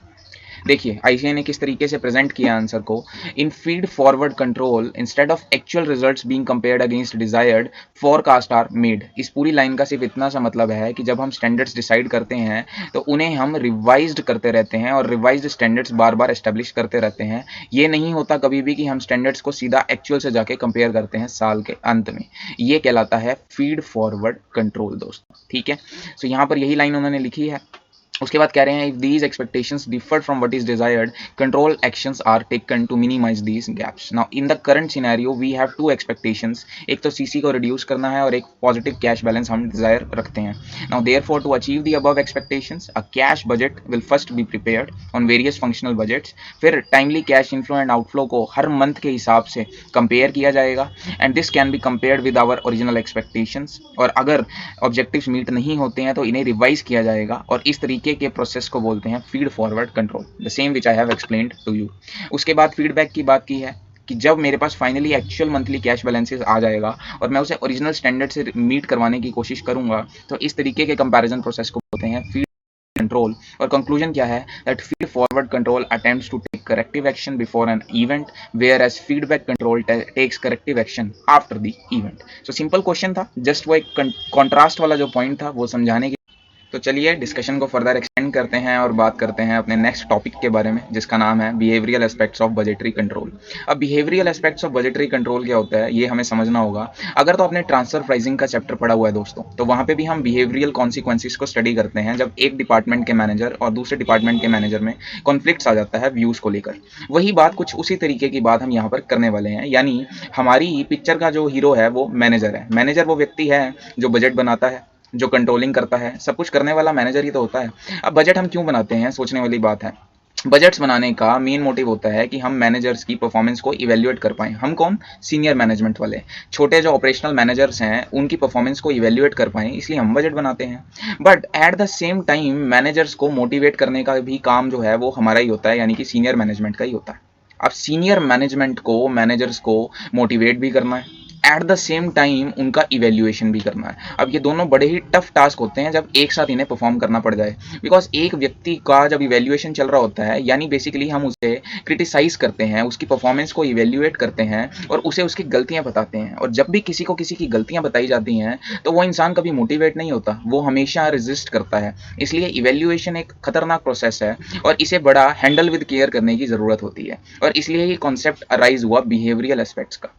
देखो, अगर मैं मैनेजर्स को मोटिवेट करना चाहता हूं and at the same time उनकी परफॉर्मेंस को अच्छे से इवेल्युएट भी करना चाहता हूं, तो मैं क्या कर सकता हूं, मैं पार्टिसिपेटिव अप्रोच यूज कर सकता हूं। आप खुद ही सोचिए, अगर मैं मैनेजर्स को बजट मेकिंग प्रोसेस में इन्वॉल्व कर लूँ, अपने साथ पार्टिसिपेट करने का मौका दूँ, मैं उन्हें बोलूँ कि आप ही बजट बनाइए अपने खुद के लिए, तो सोचिए इससे वो कितना ज़्यादा मोटिवेट हो जाएंगे। और एट द सेम टाइम अगर वो बजट खुद बनाएंगे तो वो उसकी ऑनरशिप लेंगे, उसकी रिस्पॉन्सिबिलिटी भी लेंगे। हैंस उनका जो इवेल्युएशन है वो भी बहुत ईजी हो जाएगा। आप समझ पा रहे हैं मेरी बात को। मैनेजर्स की अच्छी इवेल्युएशन के लिए उन लोगों को मोटिवेट करना बहुत ज़रूरी है, और उन लोगों को मोटिवेट करने के लिए हम बजट कभी कभी मैनेजर से ही बनवाते हैं। और इस तरीके के अप्रोच को बोलते हैं पार्टिसिपेटिव अप्रोच दोस्तों। ठीक है, क्या बोलते हैं इसे, इसे बोलते हैं हम पार्टिसिपेटिव अप्रोच ऑफ बजटिंग। ठीक है, अब इसके बारे में ही हम यहाँ पर पढ़ने वाले हैं। बट जब जब भी पार्टिसिपेटिव अप्रोच को फॉलो किया जाता है तो बहुत सी बार ऐसा होता है जब मैनेजर्स जानबूझकर low level of targets set करते हैं। देखो, अगर आपसे मैं पूछूं कि आपको एग्जाम में कुछ मार्क्स स्कोर करने हैं, एक टारगेट रखना है, तो आप कितना टारगेट रखोगे? सबसे पहले आप टारगेट रखोगे 40 मार्क्स की कवरेज का, बिकॉज हमारे एग्जाम्स में 40 मार्क्स लाना बहुत इंपॉर्टेंट है। फिर आप उसे एक्सटेंड करोगे और फर्दर एक्सीड करोगे 60 मार्क्स की तरफ कि ठीक है, नहीं नहीं मैं तो एग्जामेशन लेकर आऊंगा। और फिर आप उसे फर्दर रिवाइज कर ले जाओगे 80 मार्क्स में, अरे नहीं मुझे ऑल इंडिया हाई स्कोर करना है, वो अभी 94 हो चुका है वैसे तो। सो इस तरीके से आपकी अप्रोच रहेगी। आप कभी भी डायरेक्टली टारगेट 94 का नहीं रखोगे, आपकी जो स्टार्टिंग होगी हमेशा 40 मार्क्स से होगी। ये नॉर्मल ह्यूमन नेचर है, मैं किसी बच्चे को टारगेट नहीं कर रहा हूँ, मैं जस्ट बोल रहा हूँ कि एक नॉर्मल बच्चे की अप्रोच यही रहती है कि पहले वो सेफ्टी साइड पे खेलता है, 40 को सिक्योर करता है, फिर वो 60 तक आता है, फिर 80 और फिर 94 अचीव करने की बात माइंड में आती है। और इस तरीके की अप्रोच को बोलते हैं स्लैक, या फिर अगर मैं बजटिंग की लैंग्वेज में बोलूं, इसे बोलते हैं बजटरी स्लैक। जब जानबूझकर लो लेवल ऑफ टारगेट रखा जाता है ताकि स्टैंडर्ड्स को इजीली अचीव किया जाए, तो इस तरीके के फिनोमेना को बोलते हैं बजटरी स्लैक। हमने उन्हें पार्टिसिपेटिव अप्रोच का हिस्सा बनाया था, मैनेजर्स को मैंने पार्टिसिपेट करने दिया था, खुद उन्हें बोला था कि बजट बनाओ, लेकिन उन्होंने तो जानबूझ के low level of standards decide कर लिए खुद के लिए, और जिस वजह से बजटरी स्लैक की प्रॉब्लम आ गई। तो हमारा पर्पस कुछ और था उन्हें इन्वॉल्व करने का, बट एक्चुअली उन्होंने इसको डिफरेंट तरीके से मॉडिफाई किया, और इसी को बोलते हैं behavioural aspects of budgetary control. I have tried my best कि आपको मैं बेसिक आइडिया दे पाऊँ कि बिहेवियरल एस्पेक्ट्स क्या होते हैं, और ये रिवॉल्व करते हैं मैनेजर्स की परफॉर्मेंस इवैल्यूएशन के अराउंड। ठीक है, आगे देखते हैं। थियरी में सिर्फ यही चीज़ लिखी हुई है जो मैंने आपको बताई है, स्क्रीन पॉज करके आप रीड आउट कर सकते हैं। ये देखिए, बजट स्लैक के बारे में बताया हुआ है। जब जानबूझ के जितनी हमारी कैपेसिटी है उससे कम टारगेट्स हम सेट करते हैं अपने आप के लिए, तो उसे बोलते हैं बजट स्लैक। और ये फर्दर कुछ पॉइंट्स दिए हुए हैं जहाँ पर एग्जाम का क्वेश्चन क्या बन सकता है, मैं आपको वो बता दूं। देखो सबसे पहला एग्जाम का क्वेश्चन ये बन सकता है, ये अभी तक टच नहीं हुआ है, that what is the effect of budget difficulty on performance. Budget set करने में क्या क्या डिफिकल्टी आती हैं और उसका क्या इंपैक्ट पड़ेगा परफॉर्मेंस के ऊपर। तो उसके लिए कुछ पॉइंट्स हैं जो यहाँ पर डिस्कस किए गए हैं, बट इन्हें अभी हम डिस्कस नहीं करेंगे, हम डिस्कस करेंगे इन्हें थोड़ी देर बाद, after getting some more deep knowledge about this particular concept. हाँ, मैं आपको effect of budget difficulty on performance को इस एग्जाम्पल के थ्रू थोड़ा सा एक्सप्लेन करने की कोशिश करता हूँ। देखो ये बजट का डिफिकल्टी लेवल है दोस्तों, जैसे जैसे इजी टू डिफिकल्ट हम बनाते हैं अपने बजट को, हमारी परफॉर्मेंस पे उसका क्या इंपैक्ट पड़ता है वो देखो। देखो जैसे जैसे हम इजी से बजट को डिफिकल्ट बनाने की कोशिश करते हैं तो डेफिनेटली इनिशियली हमारी परफॉर्मेंस अच्छी होने लग जाती है, इंप्रूव होने लग जाती है, बट एक एक्सटेंट पर आकर, एक पॉइंट पर आकर वो परफॉर्मेंस वहां पर रुक जाती है। और अगर हम उससे भी ज़्यादा डिफिकल्टी लेवल को इंक्रीज करने की कोशिश करते हैं तो अल्टीमेटली हमारी परफॉर्मेंस डाउन होने लग जाती है। यानी कि मैं बोल सकता हूँ कि मेरी ऑप्टिमल परफॉर्मेंस बजट कौन सी होगी, वो इस पर्टिकुलर पॉइंट पे होगी, बिकॉज यहाँ पर जैसे जैसे मैं डिफिकल्टी को इंक्रीज करता हूँ मेरी परफॉर्मेंस भी इंक्रीज होती है। समझ रहे हो? और यही पूरी डिस्कशन की हुई है effect of budget difficulty on performance. हम इनिशियली इजी से डिफिकल्ट की तरफ जाएंगे तो हमारी परफॉर्मेंस नो डाउट इंक्रीज होगी, बट एक एक्सटेंट पर आकर परफॉर्मेंस डाउन जाने लग जाएगी, which we need to take care of. Okay, आगे डिस्कशन करेंगे इस केस सिनेरियो का। Just give me 2 minutes for that particular purpose. So अब डिस्कशन करते हैं केस सिनेरियो का जो पार्टिसिपेटिव बजट के ऊपर बेस्ड है। ठीक है, फटाफट से देख लेते हैं इसे। क्या दिया हुआ है, कुछ इन्फॉर्मेशन दी हुई है, एक बार पढ़ना शुरू करते हैं। और ये सिंस 2017 ये केस सिनेरियो जो है वो एससीएमपी के सिलेबस में दिया हुआ है। ये one of the favourite of ICI है, ऐसा आप बोल सकते हो, इसलिए इसको थोड़ा सा ध्यान से समझना। It's frustrating with Daniel, he is very dominant and expects everything to be done his way. We have done more and better work to get up to the budget and the minute we make it tightens the budget on us. देखो ये कुछ views दिए हुए हैं mister Singh जो हमारे machine shop के manager हैं, उनके कुछ व्यूज़ हैं। मिस्टर सिंह जो हैं बहुत नाराज़ चल रहे हैं, हमारे पाजी थोड़ा सा नाराज़ हो गए हैं। किससे नाराज़ हुए हैं? मिस्टर डिनायल से नाराज़ हो गए हैं। डिनायल कौन है? ये एक एमबीए एक्सपर्ट है जो अभी कंपनी में आया है, और मिस्टर सिंह को कंप्लेंट है कि जैसे ही मैं टारगेट अचीव करता हूँ डिनायल उस टारगेट को और ज़्यादा ऊपर कर देता है, जैसे मैं उसको अचीव करता हूँ ये बंदा और ऊपर कर देता है। परेशान कर रखा है इस बंदे ने। आगे क्या बोल रहे हैं? We can't work any faster and still maintain quality. Mister Singh कह रहे हैं कि अगर मैं उसके अकॉर्डिंग जल्दी जल्दी काम करूंगा तो क्वालिटी कॉम्प्रोमाइज हो जाएगी। और इतना ही नहीं, रश ऑर्डर्स बार बार जो आते हैं उससे भी मिस्टर सिंह परेशान हुए हैं, उनकी नॉर्मल वर्किंग काफ़ी ज़्यादा इंपैक्ट हो जाती है। The accountant seems to know everything that's happening in my department sometimes even before I do. उनकी एक और परेशानी है कि उनसे पहले उसके डिपार्टमेंट के अकाउंटेंट को इन्फॉर्मेशन मिलती है, विच इज़ रॉन्ग। मैनेजर को तो सारी इन्फॉर्मेशन पहले मिलनी चाहिए। And he thought that all that budget and accounting stuff was supposed to help but it just gets me into trouble। और इतना ही नहीं, क्या बोल दिया उन्होंने? उन्होंने तो बजट प्रोसेस को ही टारगेट कर दिया। उन्होंने कहा कि ये सब बजटिंग वगैरह बकवास है। अल्टीमेटली तो जो डिनाइल बोल रहा है वही होना है, फिर बजट बना के क्या मतलब है? ठीक है, I am trying to put out quality work, they are trying to save money. अरे यहाँ पर व्यूज में भी कंफ्लिक्ट है। मिस्टर सिंह क्वालिटी पर फोकस कर रहे हैं जबकि जो डिनाइल है उसका प्रॉपर फोकस पैसे की तरफ है। तो ये यहाँ पर प्रॉपर कम्युनिकेशन नहीं है, ऐसा पढ़ के लगता है कि क्वालिटी पर फोकस करना है या कॉस्ट पर फोकस करना है, ये क्लियर नहीं हो पा रहा है। चलिए आगे देखते हैं। तो ये तो मिस्टर सिंह के व्यूज थे, वो ओवरऑल बहुत परेशान चल रहे हैं। बट आगे देखते हैं कि अब क्या हुआ, क्या ऐसी बात हो गई कि उन्हें इतने कड़क शब्द बोलने पड़े। Mister Singh had just attended the monthly performance evaluation meeting. अभी अभी भाई साहब एक मीटिंग से आए हैं जो हर फ्राइडे को रखी जाती हैं, हर थर्ड फ्राइडे को रखी जाती हैं। और mister Daniel MBA from Manchester University had joined the Indian operations a year earlier. ठीक है, ये बंदा अभी अभी आया है। Mister Singh had just been given the worst evaluation. Daniel ने मिस्टर सिंह की खूब बजाई है टीम मीटिंग में, ऐसा पढ़ के लगता है। And he was the most respected of experienced machinist in the company. सबसे एक्सपीरियंस बंदे की सबसे ज्यादा झंड की गई है। Old plant manager had often stated that the company success was due to high quality of work of machinist like mister Singh. जो पुराने मैनेजर थे जो डिनाइल से पहले काम करते थे वो मिस्टर सिंह से बहुत इंप्रेस थे, बट ये नया बंदा तो झंड पे झंड कर ही जा रहा है। He had been with global manufacturing for many years and was promoted to supervisor. तो मिस्टर सिंह की बार बार प्रमोशन भी की गई, उनके काम को अप्रिशिएट किया गया, बट अब पता नहीं क्यों उन्हें केयरलेस बोला गया। When Mr. Denial became the plant manager, he directed that monthly performance comparisons be made between actual and budgeted cost for each department. Mr. Denial के काम करने का तरीका थोड़ा सा अलग है। उन्होंने सबसे पहले तो मंथली परफॉर्मेंस टारगेट्स पर फोकस किया। उन्होंने कहा कि हम एनुअली कंपैरिजन नहीं करेंगे, हम मंथली परफॉर्मेंस टारगेट बेस पे काम करेंगे, विच इज ओके, उसमें कोई दिक्कत वाली बात नहीं है। The departmental budgets were intended to encourage the supervisors to reduce inefficiencies and to seek cost reduction opportunities. Mister Daniel का मेन फोकस कॉस्ट रिडक्शन के ऊपर है, जबकि मिस्टर मिस्टर सिंह शुरू से ही क्वालिटी को लेकर जाने जाते हैं दोस्तों। तो यहाँ पर एक कंफ्लिक्ट तो इस वजह से भी आ रहा है। The company controller was instructed to have staff tighten the budget slightly whenever a department attend its budget. Mister Daniel ने सिर्फ कॉस्ट रिडक्शन पर फोकस ही नहीं किया, उन्होंने बोला जैसे जैसे कोई टारगेट अचीव होगा हम बजट को और ज़्यादा टाइट और स्ट्रिक्ट कर देंगे ताकि वो लोग और ज़्यादा मोटिवेट हों। Mr. Denial often stressed the importance of continued progress toward attaining the budget. He also made it known that he kept a file of these performance reports for future reference. So Denial के तरीकों में कुछ काम करने का style उसका different है, उसका मेन फोकस कॉस्ट रिडक्शन पर है, बट मिस्टर सिंह तो क्वालिटी वाले बंदे हैं भाई, क्वालिटी देना उनको आता है। तो अब क्वेश्चन देख लेते हैं कि क्या दिक्कत है। He says क्वेश्चन में रिक्वायरमेंट क्या है, that we need to identify the problems which appear to exist in budgetary control system and explain how budgetary control system could be revised to improve the effectiveness। कैसे उन दोनों के बीच की खटपटाहट को हम दूर कर सकते हैं, ठीक है, वो हमें बताना है। सबसे पहले तो हमें प्रॉब्लम्स को आइडेंटिफाई करना है। देखो सबसे पहली प्रॉब्लम है लैक ऑफ कोऑर्डिनेटेड गोल्स। अरे क्वालिटी अचीव करनी है या कॉस्ट रिडक्शन अचीव करनी है, यही क्लियर नहीं हो रहा।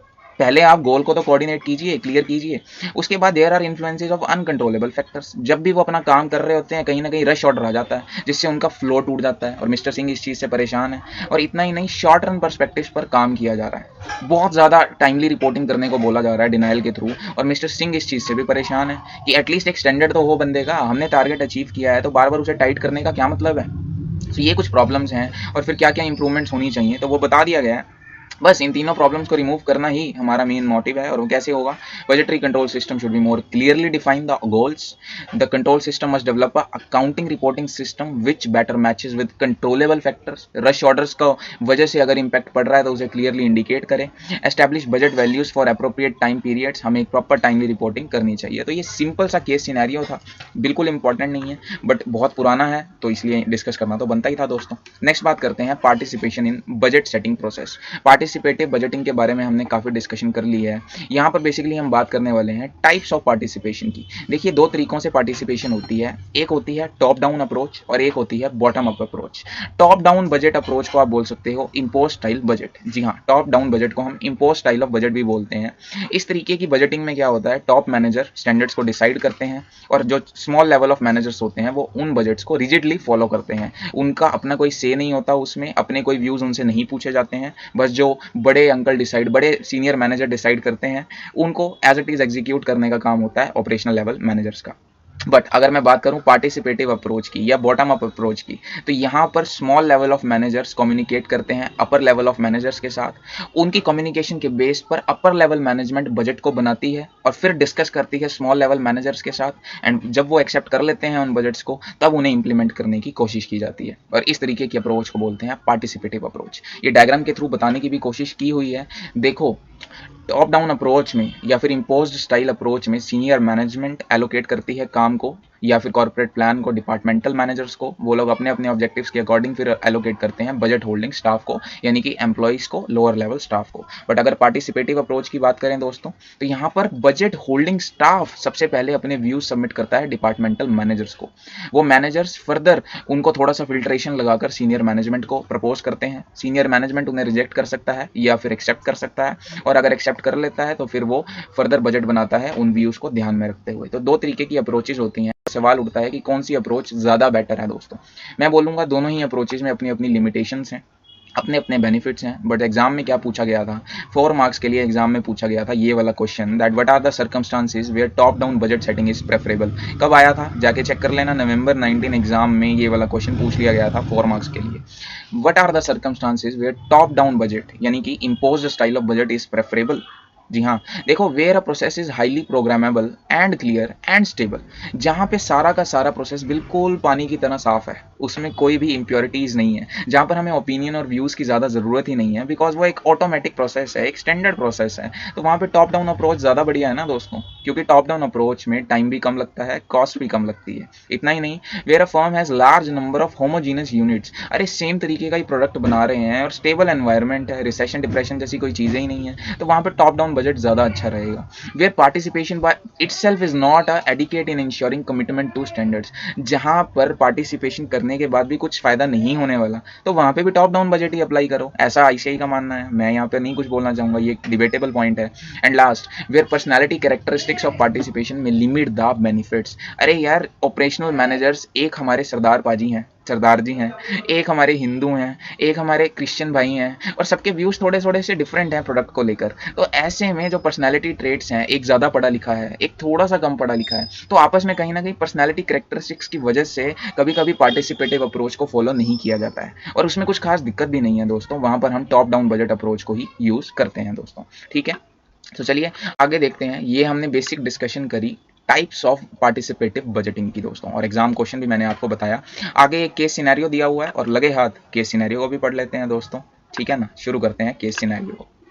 सो केस सिनेरियो में क्या दिया हुआ है, देखिए, established in the year 1997, excellent would craft private limited is one of the distinguished manufacturers and suppliers of an unlimited array of wooden furniture. इतनी ज़्यादा तारीफ कर दी है। वैसे आप प्रोजेक्ट रिपोर्ट बनाओगे ना किसी फर्नीचर कंपनी की, तो वहाँ पर ये लाइन लिख देना, बहुत अच्छी रहेगी। खैर, इस कंपनी का वुडन फर्नीचर्स का काम है, काफ़ी ज़्यादा फेमस कंपनी है, और इनके बारे में कुछ ज्ञान दिया हुआ है। प्रोजेक्ट रिपोर्ट बनाते वक्त काम आता है, प्रैक्टिकली जब हम ऑफिस में प्रोजेक्शंस बनाते हैं। तो कंपनी के बारे में आगे क्या दिया हुआ है, eight EWPL a world class infrastructure is set up with different types of latest technology, hassle free production, and besides the spacious workspace, it has recruited a team of skilled and experienced professionals who are magnificently trained। बहुत ज़्यादा तारीफ हो रही है, इतनी तारीफ भी अच्छी बात नहीं है। अब इनके बजटिंग प्रोसेस के बारे में समझ लेते हैं। पहले दो पैराग्राफ्स में तो सिर्फ तारीफ ही की गई है, आगे देखते हैं कि बजट कैसे ये लोग सेट करते हैं। Each sales girls makes a customer wise listing of sales for the last few years. Based on this information and her knowledge about customer requirements, she determines an overall sales goal. हर sales girls customer wise से एक list prepare करती है, demand decide करती है, और demand के basis पर एक सेल्स गोल को डिसाइड किया जाता है दोस्तों। और ये कौन करता है, ये एक सेल्स गर्ल करती है। उसके बाद ये जो गोल डिसाइड वो करती है, वो कम्युनिकेट करती है अपने सेल मैनेजर को। कौन है, mister W Robert.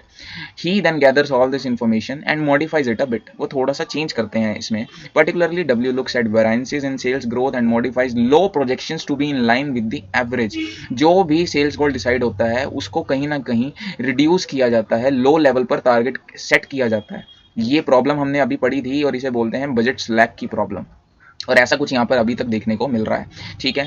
He of course discusses this correction with the concern sales girls. Sales girls को प्रॉपरली कम्युनिकेट जरूर किया जाता है। The usual approach is to hold up the other forecast and attribute lack of sales growth to lower talent. और जब जब भी पूछा जाता है कि भाई डिमांड की जो हमारी एक्चुअल गोल थी वो क्यों नहीं अचीव हुई, तो हम एक रीज़न हमेशा देते हैं कि हमारे पास अच्छा टैलेंट ना होने की वजह से हम सेल्स अचीव नहीं कर पाए। So sad.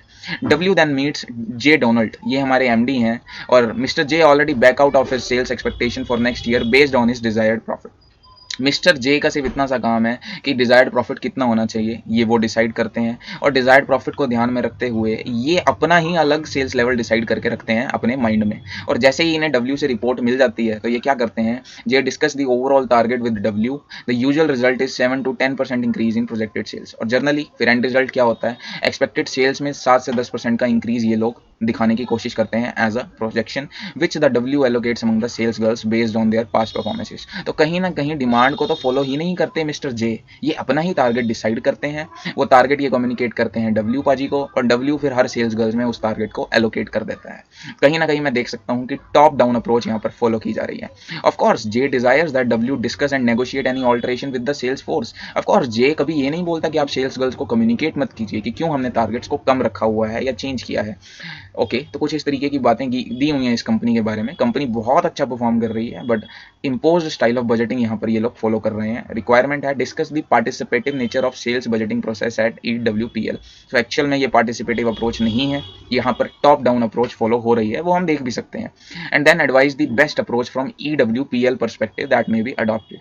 देखो, बेस्ट अप्रोच जब भी आपसे क्वेश्चन में पूछा जाए, एक डिप्लोमेटिक आंसर दीजिए, बिकॉज हमें नहीं पता सजेस्टेड आंसर में ICI क्या लिख दे। वो पार्टिसिपेटिव बजटिंग लिख सकता है, टॉप डाउन अप्रोच लिख सकता है। अगर आपको एग्जाम में आंसर देना है तो बेस्ट आंसर है that we should use a combination of participative and top down approach. ठीक है जी, आइए इनका आंसर देख लेते हैं इन्होंने क्या लिखा है। पहले मैं सेकंड पॉइंट ही पढ़ना चाहूंगा कि ICI ने यहाँ पर क्या लिखा है। Since both top down and bottom approach are legitimate approaches, EWPL can use combination of both. This is something I need to check. हमें एक कॉन्ट्राडिक्टरी या डिप्लोमेटिक आंसर लास्ट में देना चाहिए। This is something which I want to से।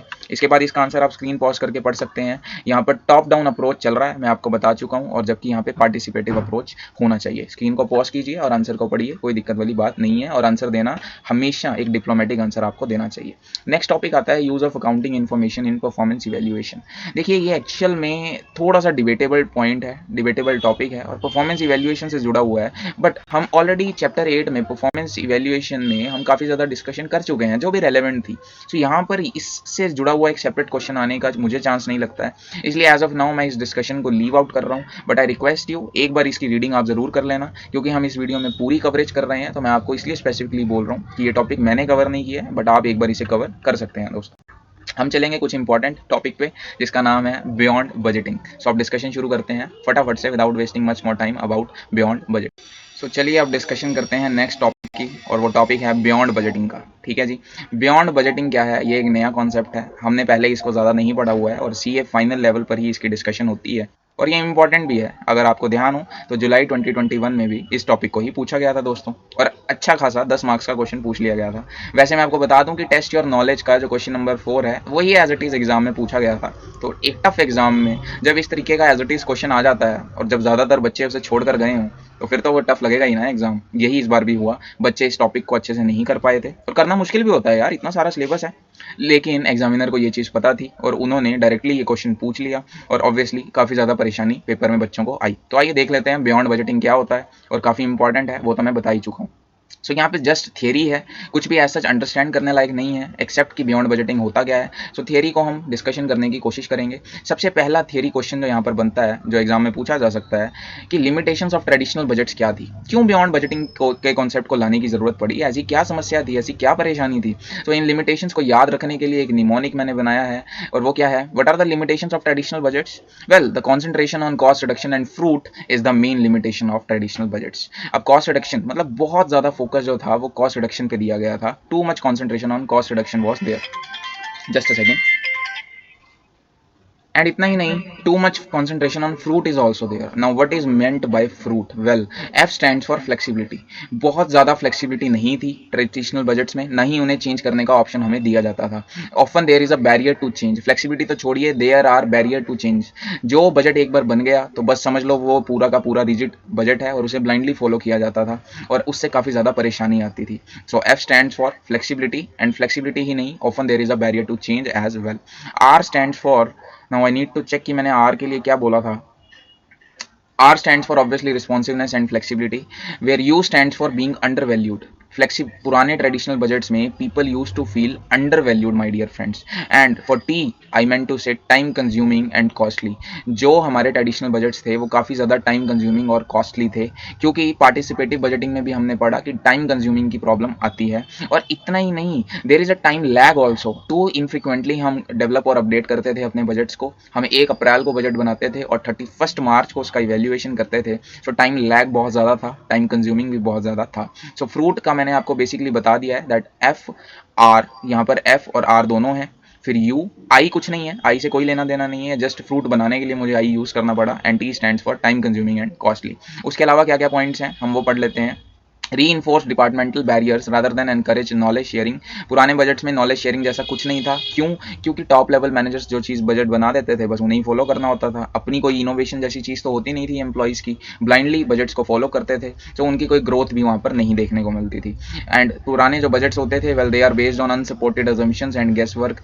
Experience based काम होता था। आज भी इंडिया में काफ़ी हद तक होता है कि जो जितना ज़्यादा एक्सपीरियंसड है वो उतना अच्छा बजट बनाएगा। अरे कोई सीए फ्रेशर है, ये क्या बजट बनाएगा? ऐसा थोड़ी ना होता है। तो ये बहुत सारी लिमिटेशंस थी, बट अब ऐसा नहीं है। अब बियॉन्ड बजटिंग का कॉन्सेप्ट आ चुका है। बियॉन्ड बजटिंग में क्या होता है? देखिए, ये एक मोर अडेप्टिव प्रोसेस है देन ट्रेडिशनल बजटिंग। ये ज़्यादा फ्लेक्सिबिलिटी देता है, ये एक डायनामिक प्रोसेस है, and it is a decentralize process. अब पुरानी बात नहीं है कि बस सीनियर पर्सन ने, एक्सपीरियंस पर्सन ने एक बजट बना दिया और छोटे लेवल के पर्सन उसे रिजिडली फॉलो करेंगे। ये एक डिसेंट्रलाइज प्रोसेस है। हर बंदे को रिस्पॉन्सिबिलिटी और अथॉरिटी डेलीगेट की जाती है। पार्टिसिपेटिव बजटिंग का जो कॉन्सेप्ट है वो बियॉन्ड बजटिंग की वजह से ही इंट्रोड्यूस हुआ है। तो बेसिकली आपको क्वेश्चन एग्जाम में पूछा जा सकता है that what are the benefits of beyond budgeting. तो वहां पर आपको ये 2 पॉइंट्स लिखने होंगे दोस्तों। ठीक है, बियॉन्ड बजटिंग की वैसे डेफिनेशन दी हुई है, but nothing to discuss in this particular definition. Screen को पॉज कीजिए और एक बार इसे रीड आउट कर लीजिए, कोई ऐसी दिक्कत वाली बात नहीं है। ठीक है। बियॉन्ड बजटिंग के कुछ कैरेक्टरिस्टिक्स दिए हुए हैं। अब कैरेक्टरिस्टिक्स क्या हैं? कुछ भी नहीं, जो परेशानियां ट्रेडिशनल बजट्स में आ रही थी उन्हें रिमूव किया है बियॉन्ड बजटिंग ने, और वही उनके कैरेक्टरिस्टिक्स में दिखता भी है। जैसे कि मैं आपको समझाने की कोशिश करता हूँ कि मैं क्या बोल रहा हूँ। देखो, पुराने वाले ट्रेडिशनल बजट्स में सबसे बड़ा कॉन्स्ट्रेंट था कि वो टाइम कंज्यूमिंग थे, बिकॉज वहाँ पे टाइमली एलोकेशन ऑफ रिसोर्सेज नहीं था। बट बियॉन्ड बजटिंग में there is a more timely allocation of resources. पुराने वाले बजट्स में फ्लेक्सिबिलिटी नहीं थी दोस्तों, ठीक है। यहाँ पर लेकिन बियॉन्ड बजटिंग में they always allow their managers to react to the environment. बहुत ज़्यादा फ्लेक्सिबिलिटी यहाँ पर देखने को मिलती है दोस्तों, ठीक है। उतना ही नहीं, यहाँ पर फ्यूचर रिजल्ट्स पर फोकस किया जाता है, और सारा का सारा जो फोकस है वो कॉस्ट रिडक्शन या कॉस्ट कंट्रोल पे नहीं है, जो ट्रेडिशनल बजट्स में देखने को मिलता था, ठीक है। रोलिंग बजट्स यहाँ पर इनकॉर्पोरेट किए जाते हैं। रोलिंग बजट्स आप स्टैंडर्ड कॉस्टिंग में पढ़ चुके हैं। हम इनिशियली स्टैंडर्ड डिसाइड करते हैं और फिर उन स्टैंडर्ड्स को हम रिवाइज भी करते हैं टाइम टू टाइम, और जो ये रिवाइज्ड बजट बनता है इसे हम रोलिंग बजट बोलते हैं दोस्तों, ठीक है जी। तो ये हमें रिवाइज करने का ऑप्शन देता है दोस्तों। Encourage a culture of innovation. देखिए, डिसेंट्रलाइज प्रोसेस है, ज़्यादा से ज़्यादा लोग पार्टिसिपेट करते हैं बजट मेकिंग प्रोसेस में, hence a culture of innovation gets developed in beyond budgeting. तो ये बियॉन्ड बजटिंग के कैरेक्टरिस्टिक्स हैं। सूटेबिलिटी, सूटेबिलिटी में इन्होंने 3 पॉइंट्स लिखे हुए हैं, बट मैं तो बोलूँ जहाँ जहाँ पर भी रैपिड चेंजेस देखने को मिलते हैं, और रैपिड चेंजेस कहाँ पर देखने को मिलते हैं दोस्तों? हर बिजनेस में चेंज देखने को मिलता है। भगवत गीता में भी लिखा है, change is the only certain thing in the world.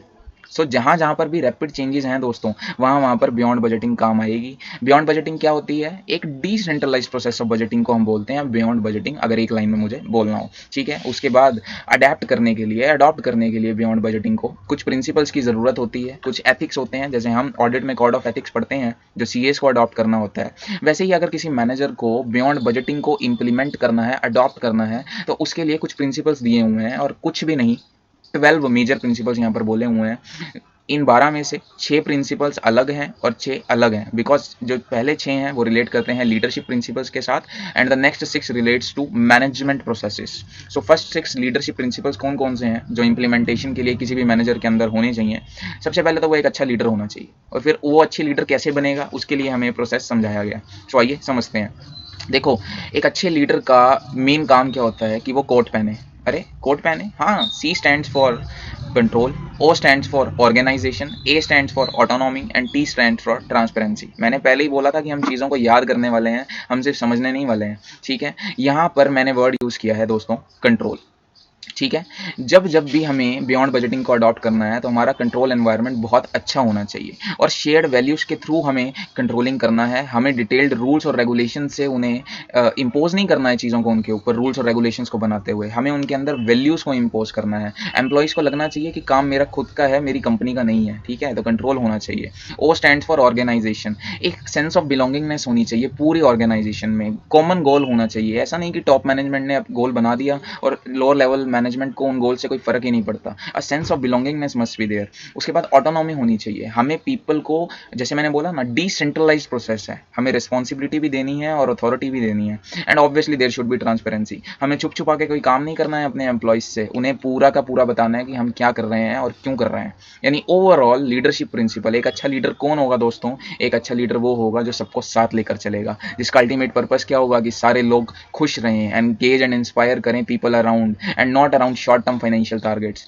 लोगों का साथ, लोगों का विकास, ये नारा होना चाहिए। और उन लोगों में कस्टमर्स भी आएंगे दोस्तों। Connect everyone's work with customer needs, avoid conflict of interest. So एक अच्छा लीडर बनने के लिए 6 प्रिंसिपल्स बताए हैं। एक अच्छा लीडर कौन है दोस्तों? अगर मैं याद करने के पर्सपेक्टिव से बात करूं, एक अच्छा लीडर वो है जो कोट पहनकर लोगों को साथ लेकर चलता है। कौन कौन से लोग? लोगों में आते हैं हमारे कस्टमर्स, और लोगों में आते हैं हमारे एम्प्लॉयज़। तो हमने अच्छे से इसे याद भी कर लिया है, I hope. But beyond budgeting के इंप्लीमेंटेशन के लिए सिर्फ लीडरशिप प्रिंसिपल्स काम नहीं आएंगे, हमें मैनेजमेंट प्रोसेसेस पर भी फोकस करना होगा। एक अच्छा लीडर लोगों को साथ लेकर चलेगा, लेकिन वो तभी चल पाएगा जब प्रोसेसेस जो हैं उसके माइंड में क्रिस्टल क्लियर होंगे। उसकी प्लानिंग बहुत तगड़ी होनी चाहिए दोस्तों। सिर्फ लोग उसके साथ हैं और वो जंग जीत जाएगा, ऐसा ज़रूरी नहीं है। जंग जीतने के लिए एक इंपॉर्टेंट इंग्रेडिएंट होता है प्लानिंग, ठीक है। सो सबसे पहले प्लानिंग बहुत अच्छी करनी होगी हमें इंप्लीमेंट करने के लिए। प्लानिंग में हम क्या करते हैं? प्लानिंग में हम टारगेट्स को डिसाइड करते हैं। टारगेट्स डिसाइड करने के बाद हम रिसोर्स एलोकेशन करते हैं उन टारगेट्स को अचीव करने के लिए। उसके बाद हम फाइनली कंपैरिजन करते हैं, जिसे बोलते हैं परफॉर्मेंस इवैल्यूएशन। और परफॉर्मेंस इवैल्यूएट करके अगर कुछ वेरिएंसेस आते हैं तो हम उन्हें ठीक करने की कोशिश करते हैं, यानी सब कुछ रिदम में लाने की कोशिश करते हैं। और अगर परफॉर्मेंस बहुत अच्छी हुई है, जितनी हमने सोची थी उससे भी अच्छी परफॉर्मेंस हुई है, तो हम फाइनली रिवॉर्ड देने की कोशिश करते हैं। तो सब कुछ एक फ्लो में याद हो रहा है दोस्तों, कोई खास दिक्कत वाली बात नहीं है। और इस तरीके से आप याद रख सकते हैं कि what are the 12 foundational principles which need to be required to adopt the beyond budgeting principles. तो यहाँ पर फिर बेनिफिट्स दिए हुए हैं बियॉन्ड बजटिंग मॉडल के, और बेनिफिट्स में कुछ खास नहीं है, तो आप एक बार इसे डिस्कस कर सकते हैं, कोई दिक्कत वाली बात नहीं है। इंप्लीमेंटेशन का पॉइंट देखते हैं, that how we are suppose to implement beyond budgeting. हम ऑलरेडी पढ़ चुके हैं, अगर हमारे पास 12 फाउंडेशनल प्रिंसिपल्स हैं तो हम इजीली इंप्लीमेंट कर पाएंगे, बट एक सीक्वेंस में अगर मुझे इन 12 प्रिंसिपल्स को समझना हो तो वो कैसे होगा। First of all we will define the case for change and provide an outline vision. तो सबसे पहले हम एक विजन को डिसाइड करेंगे, और ये कैसे होता है, ये ऑब्वियसली प्लानिंग का पार्ट है, मैंने आपको पहले ही बोल दिया था। उसके बाद we should be ready to convince the board, ठीक है, ये भी हमारे प्लान्स और पॉलिसीज का पार्ट होता है, तो यहाँ पर हम बेसिकली पॉलिसी मेकिंग की बात कर रहे हैं।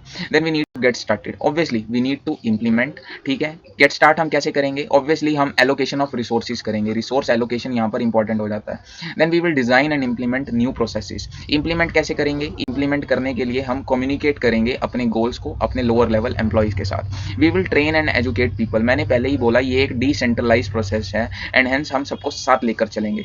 We will rethink the role of finance. दोस्तों यहाँ पर हम देखेंगे कि हमारी कॉस्टिंग पर बेनिफिट आ रहा है बियॉन्ड बजटिंग का या नहीं आ रहा। तो हम यहाँ पर आप देख सकते हैं ये एक तरीके का प्रिवेंटिव अप्रोच है। हम ऐसा नहीं है कि सबसे लास्ट में जाके सोच रहे हैं कि हमें फाइनेंशियली कुछ बेनिफिट होगा या नहीं होगा, हम प्रोसेस के बीच में ही फाइनेंस को भी कंसीडर करके चल रहे हैं।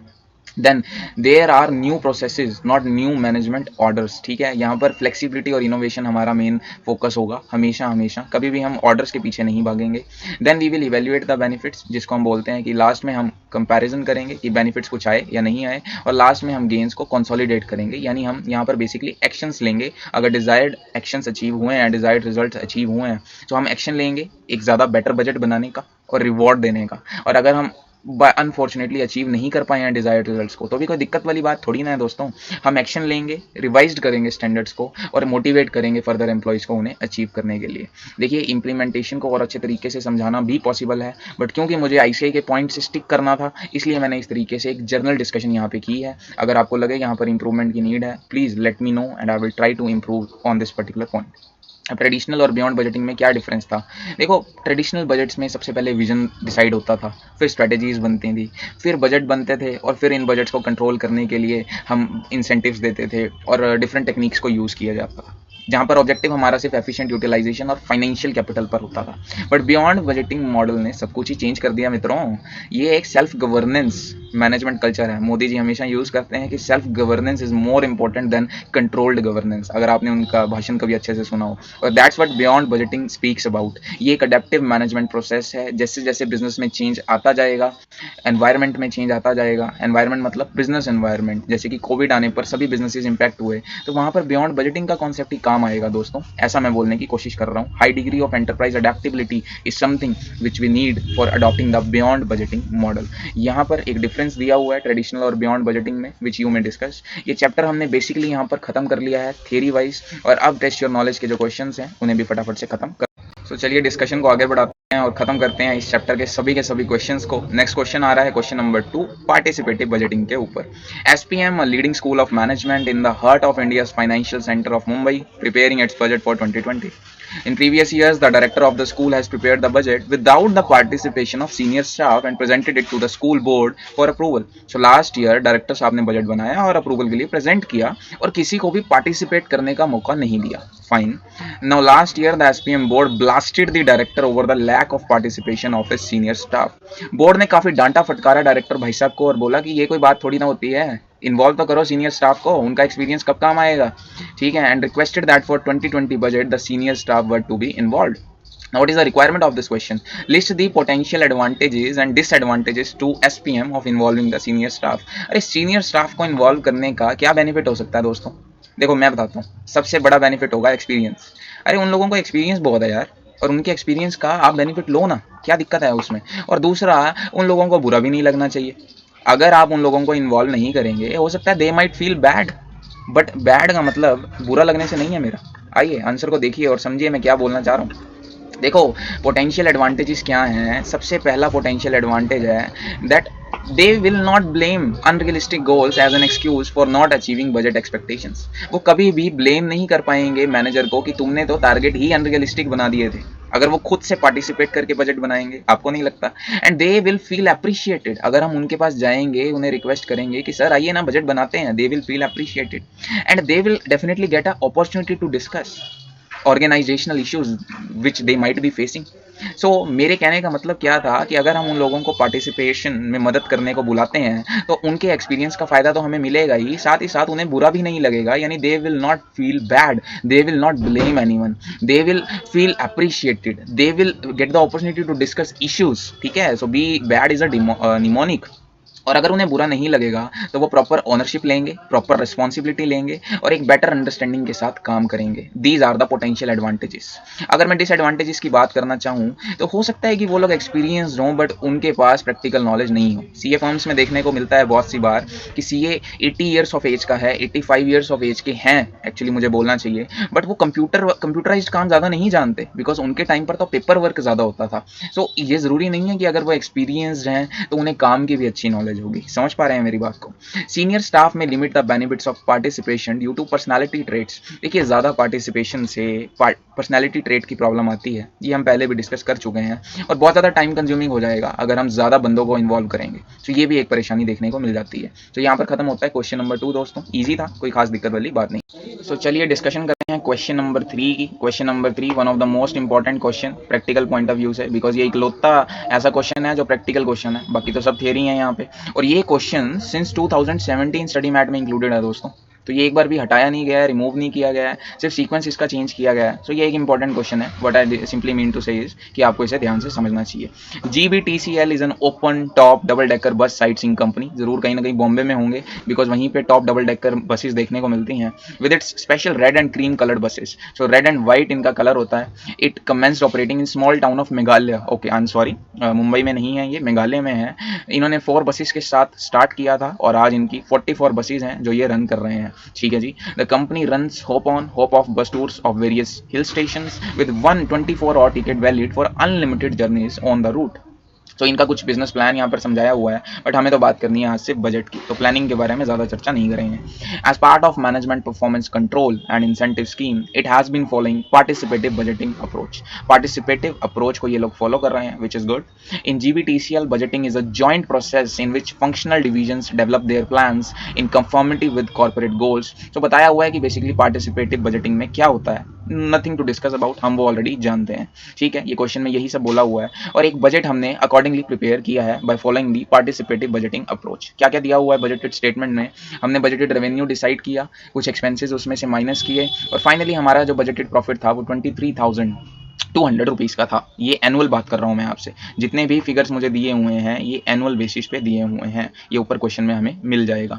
अब अगर मैं करंट ईयर की बात करूँ तो मेरा रेवेन्यू जो था वो 93,500 का आया दोस्तों। देखिए मैं कोशिश करता हूँ मैं आपको यहीं पे कंपैरिजन भी करवा दूँ साथ के साथ ही, so that it would be easy for you to understand.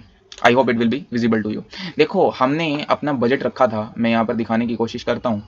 हमारा बजटेड फिगर्स जो थे वो कुछ इस प्रकार थे, बट हम एक्चुअल रिजल्ट्स की अगर बात करें दोस्तों, मैं यहाँ पर सॉरी मैं यहाँ भी नहीं, मैं थोड़ा सा स्पेस बना लेता हूँ।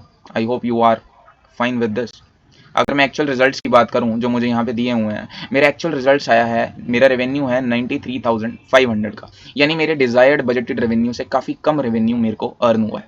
वहीं अगर मैं मटेरियल की बात करूं, मटेरियल का एक्सपेंस आया है 19,600 रुपीज़ का, यानी मेरा रेवेन्यू फॉल हुआ है बट मेरा मटेरियल का एक्सपेंस ड्रास्टिकली इंक्रीज हुआ है, which is not good. Direct labour की बात करें तो 37,700 का डायरेक्ट लेबर एक्सपेंस मुझे देखने को मिलता है यहाँ पे। आगे देखते हैं 6,200 के तो ओवरहेड्स भी मुझे देखने को मिल रहे हैं दोस्तों, which are again very high. 6,200 के ओवरहेड्स हमें मिल रहे हैं। ठीक है, हम अपने ऑपरेटिंग ओवरहेड्स और मार्किंग एंड एस्टिमेशन को देख लेते हैं। ऑपरेटिंग ओवरहेड्स 20,150 के हैं, तो वो मैं यहाँ पर एक बार राइट डाउन कर लूँगा। 20,150 के मुझे ऑपरेटिंग ओवरहेड्स हैं और 10,100 के मेरे मार्केटिंग एंड एडमिनिस्ट्रेटिव एक्सपेंसेस हैं। अगर मैं ओवरऑल देखूँ तो मेरे एक्चुअल रिजल्ट्स के हिसाब से मुझे लॉस आ रहा है 250 रुपीज़ का दोस्तों, which is obviously not good.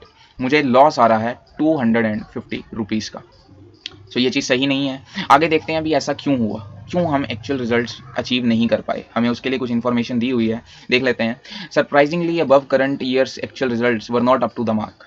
Actual results were clearly showing adverse information in comparison with budgeted figures. Managers were upset because they did not receive the bonus. Loss हुआ है कंपनी को, उसकी परेशानी नहीं है, उन लोगों को बोनस नहीं मिला इसलिए वो ज़्यादा परेशान हो रहे हैं। और एक मैनेजर ने अपने रीजंस भी दे दिए कि क्यों वो लोग डिजायर्ड रेवेन्यू अचीव नहीं कर पाए, बट स्टिल उनका बोनस नहीं काटा जाना चाहिए। क्या बोला है मैनेजर ने, एक बार देख लेते हैं। We lost 2 months revenue and fuel prices were almost doubled.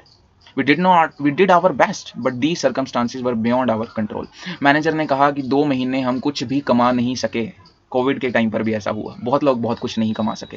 Manager ने बोला 2 महीने की हमारी जो सेल्स है वो बिल्कुल लॉस्ट हो गई और फ्यूल प्राइसेस भी डबल हो गए, जिस वजह से हमें लॉस का सामना करना पड़ा। अच्छा, 2 महीने का रेवेन्यू क्यों लॉस हुआ, क्या कोविड की वजह से? नहीं, यहाँ पर उन्होंने रीज़न दिया बारिश का। उन्होंने कहा मेघालय में बहुत ज़्यादा बारिश हुई, जिस वजह से 2 महीने हम बसों को चला ही नहीं सके, जिस वजह से हमारा रेवेन्यू लॉस हुआ। इतना ही नहीं, फ्यूल प्राइसेस लगातार बढ़ते रहे। और क्यों बढ़े? Because of the global crude prices, जिसमें उनका कोई कंट्रोल नहीं है, तो उनका बोनस नहीं काटा जाना चाहिए। और there are additional operating expenses of 22 lakh rupees to incur which are incur to remove the milky appearance. ये 22 लाख का खर्चा करना जरूरी था। She claimed that revised budget with consideration of above factors should be considered while giving the conclusions. So basically वो कहना चाह रही है कि हमें एक रिवाइज्ड बजट बनाना चाहिए और फिर उसको एक्चुअल के साथ कंपैरिजन करते हुए डिसाइड करना चाहिए कि बोनस देना चाहिए या नहीं देना चाहिए। ओके, क्वेश्चन की रिक्वायरमेंट क्या है? We need to analyse the managers view. क्या वो सही बोल रही हैं या नहीं, हमें वो डिसाइड करना होगा। और वो हम कैसे डिसाइड करेंगे दोस्तों? बड़ा सिंपल है जी, बड़ा सिंपल। हम एक रिवाइज्ड बजट बनाएंगे और देखेंगे कि एक्चुअल में जो वो कह रही हैं क्या वो सच है, क्या सच में अनकंट्रोलेबल फैक्टर्स की वजह से उन्हें दिक्कत आई। तो आइए देखते हैं। देखो, ये जो रेवेन्यू है ये 10 मंथ्स के रेवेन्यू को रिफ्लेक्ट करता है, बट ये वाला जो रेवेन्यू है ये 12 मंथ्स के रेवेन्यू को रिफ्लेक्ट करता है। सो मुझे रिवाइज्ड बजट बनाते वक्त जो स्टैंडर्ड रखना होगा वो 10 मंथ्स के अकॉर्डिंग रखना होगा, बिकॉज एक्चुअल डेटा मेरे पास 10 मंथ्स का है। सो 1,13,800 1,13,800 12 मंथ्स का मेरा रेवेन्यू है। और अगर इसी अकॉर्डिंग मैं 10 मंथ्स का रेवेन्यू निकालूं तो मेरा अमाउंट आ जाएगा 94,833, यानी कि मेरा रिवाइज्ड रेवेन्यू आ जाएगा 94,833 का दोस्तों। ठीक है, अब मैं डायरेक्ट मटेरियल की बात करूं सो मुझे एक्चुअल में एक्सपेंस इंकर करना पड़ा है 19,600 रुपीज़ का। ठीक है, मुझे 19,600 रुपीज़ का एक्सपेंस इंकर करना पड़ा है for a sale of 93,500। But अगर मैं 94,833 के रेवेन्यू के लिए इस फिगर को निकालूं तो मेरे पास फिगर क्या आएगा वो मुझे निकालना यहाँ पे कैलकुलेट करना पड़ेगा, which I will calculate. 19,600 divide by में 93,500 मल्टीप्लाई बाय में 94833, मेरा आंसर आ जाएगा 19,879। सो 19,879 इज माय रिवाइज्ड फिगर दोस्तों। अब बात कर लेते हैं डायरेक्ट लेबर की दोस्तों। ठीक है, थोड़ा सा स्क्रीन मैनेज मुझे करना होगा। अब बात करते हैं डायरेक्ट लेबर की। देखो, 40,500 का डायरेक्ट लेबर एक्सपेंस मैं एक्सपेक्ट कर रहा था फॉर अ सेल ऑफ 1,13,800। मैं आपको ये कैलकुलेशन यहाँ करने की कोशिश करता हूँ ताकि आप इसे बेटर समझ पाएँ। देखो, मैं 40,500 का लेबर का एक्सपेंस एक्सपेक्ट कर रहा था over a sale of 1,13,800, but actual में अब मुझे जब रिवाइज्ड सेल पता चली तो मेरी रिवाइज्ड सेल है 94,833 की। यानी मेरा रिवाइज्ड डायरेक्ट लेबर का एक्सपेंस क्या होना चाहिए था? 40,500 डिवाइड बाय में 113,800 मल्टीप्लाई बाय में 94,833, तो मेरा आंसर आता है 33,749। यानी मेरा लेबर एक्सपेंस आना चाहिए था 33,749 का। वहीं अगर वेरिएबल ओवरहेड्स की बात करें दोस्तों, जी मेरे वेरिएबल ओवरहेड्स हैं 7,700 के फॉर अ सेल ऑफ 113,800। तो वहीं 94,833 की सेल के लिए कितना वेरिएबल ओवरहेड होना चाहिए था? तो ये निकाल लेते हैं। 7,700 का मेरा वेरिएबल ओवरहेड है, जिसे मैं डिवाइड करूंगा 113,800 से और मल्टीप्लाई करूंगा 94,833 से, तो मेरा आंसर आ जाएगा 6,417। ठीक है, सो मेरे रिवाइज्ड वेरिएबल ओवरहेड्स आ जाएंगे 6,417। यहाँ पर मैं एक चीज़ बोल दूँ, देखो डायरेक्ट मटेरियल के लिए रिवाइज्ड फिगर निकालते वक्त हमने एक्चुअल डेटा को यूज़ किया है, जबकि जब डायरेक्ट लेबर और वेरिएबल ओवरहेड्स की बारी आई तो हमने एक्चुअल स्टैंडर्ड रिजल्ट्स को यूज़ किया है। इसका रीज़न ये है कि मटेरियल में यानी कि फ्यूल की कॉस्ट ऑलमोस्ट डबल हुई है, और क्योंकि यहाँ पर मेजर चेंज है इसलिए हमने यहाँ पर एक्चुअल फिगर को यूज़ किया है अपने रिवाइज्ड फिगर को कंप्यूट करने के लिए। आई hope you know this much. Standard costing में भी हमने ये डिस्कशन की हुई है। फिक्स्ड कॉस्ट की बात करें दोस्तों तो 18,100 ये फिगर्स हमें लैक्स में दिए हुए हैं, आप सब जानते हैं। तो मेरी रिवाइज्ड जो फिगर आनी चाहिए थी वो आनी चाहिए थी 18,100 प्लस मैंने 2,200 के एडिशनल एक्सपेंसेस किए हैं या फिर 22 लैक्स की एडिशनल ऑपरेटिंग एक्सपेंसेस इंकर किए हैं। सो मेरा टोटल यहाँ पर आना चाहिए था फिगर 20,300 रुपीज़ का। ठीक है, तो मेरा रिवाइज्ड फिगर आना चाहिए यहाँ पे 20,300 ₹20,300 का, जो आयरोनिकली 20,150 आया है, which means there is a reduction here. देखते हैं। और मार्केटिंग एंड एडमिनिस्ट्रेशन एक्सपेंस की कोई डेटा नहीं दिया हुआ, तो मैं उसे as it is 10,700 revise standard मान लूंगा। आप बोलोगे कि मैं इसको 10,100 ही मान लेता हूँ। नहीं ना, जो स्टैंडर्ड है उसी को रिवाइज करना है, एक्चुअल को कभी भी रिवाइज स्टैंडर्ड नहीं मानना है आपने, ये चीज़ आपको पता होनी चाहिए। और अगर अब मैं प्लस माइनस करके देखूँ तो देखते हैं कि अब हमारा रिवाइज स्टैंडर्ड के अकॉर्डिंग कितना प्रॉफिट बनता है। 94,833 में इसे सब्ट्रैक्ट करूंगा 19,879, उसमें से माइनस करेंगे 33,749 और फिर सब्ट्रैक्ट करूंगा 6,417, उसमें से 20,300 और फिर 10,700, तो मेरा आंसर आ जाएगा 3,788 का। सो एक्चुअली देखा जाए तो रिवाइज्ड स्टैंडर्ड्स के अकॉर्डिंग मुझे स्टिल 3,788 का प्रॉफिट होना चाहिए था, बट एक्चुअल में मुझे 250 का लॉस हुआ है। बट स्टिल बहुत ज़्यादा डिफरेंस अब नहीं है यहाँ पर, ये चीज़ हम देख सकते हैं। ठीक है, अगर आपको स्क्रीन का इशू होगा तो मैं आपको एक बार दिखाने की कोशिश करता हूँ ताकि आप इजीली कंपेयर कर सकें।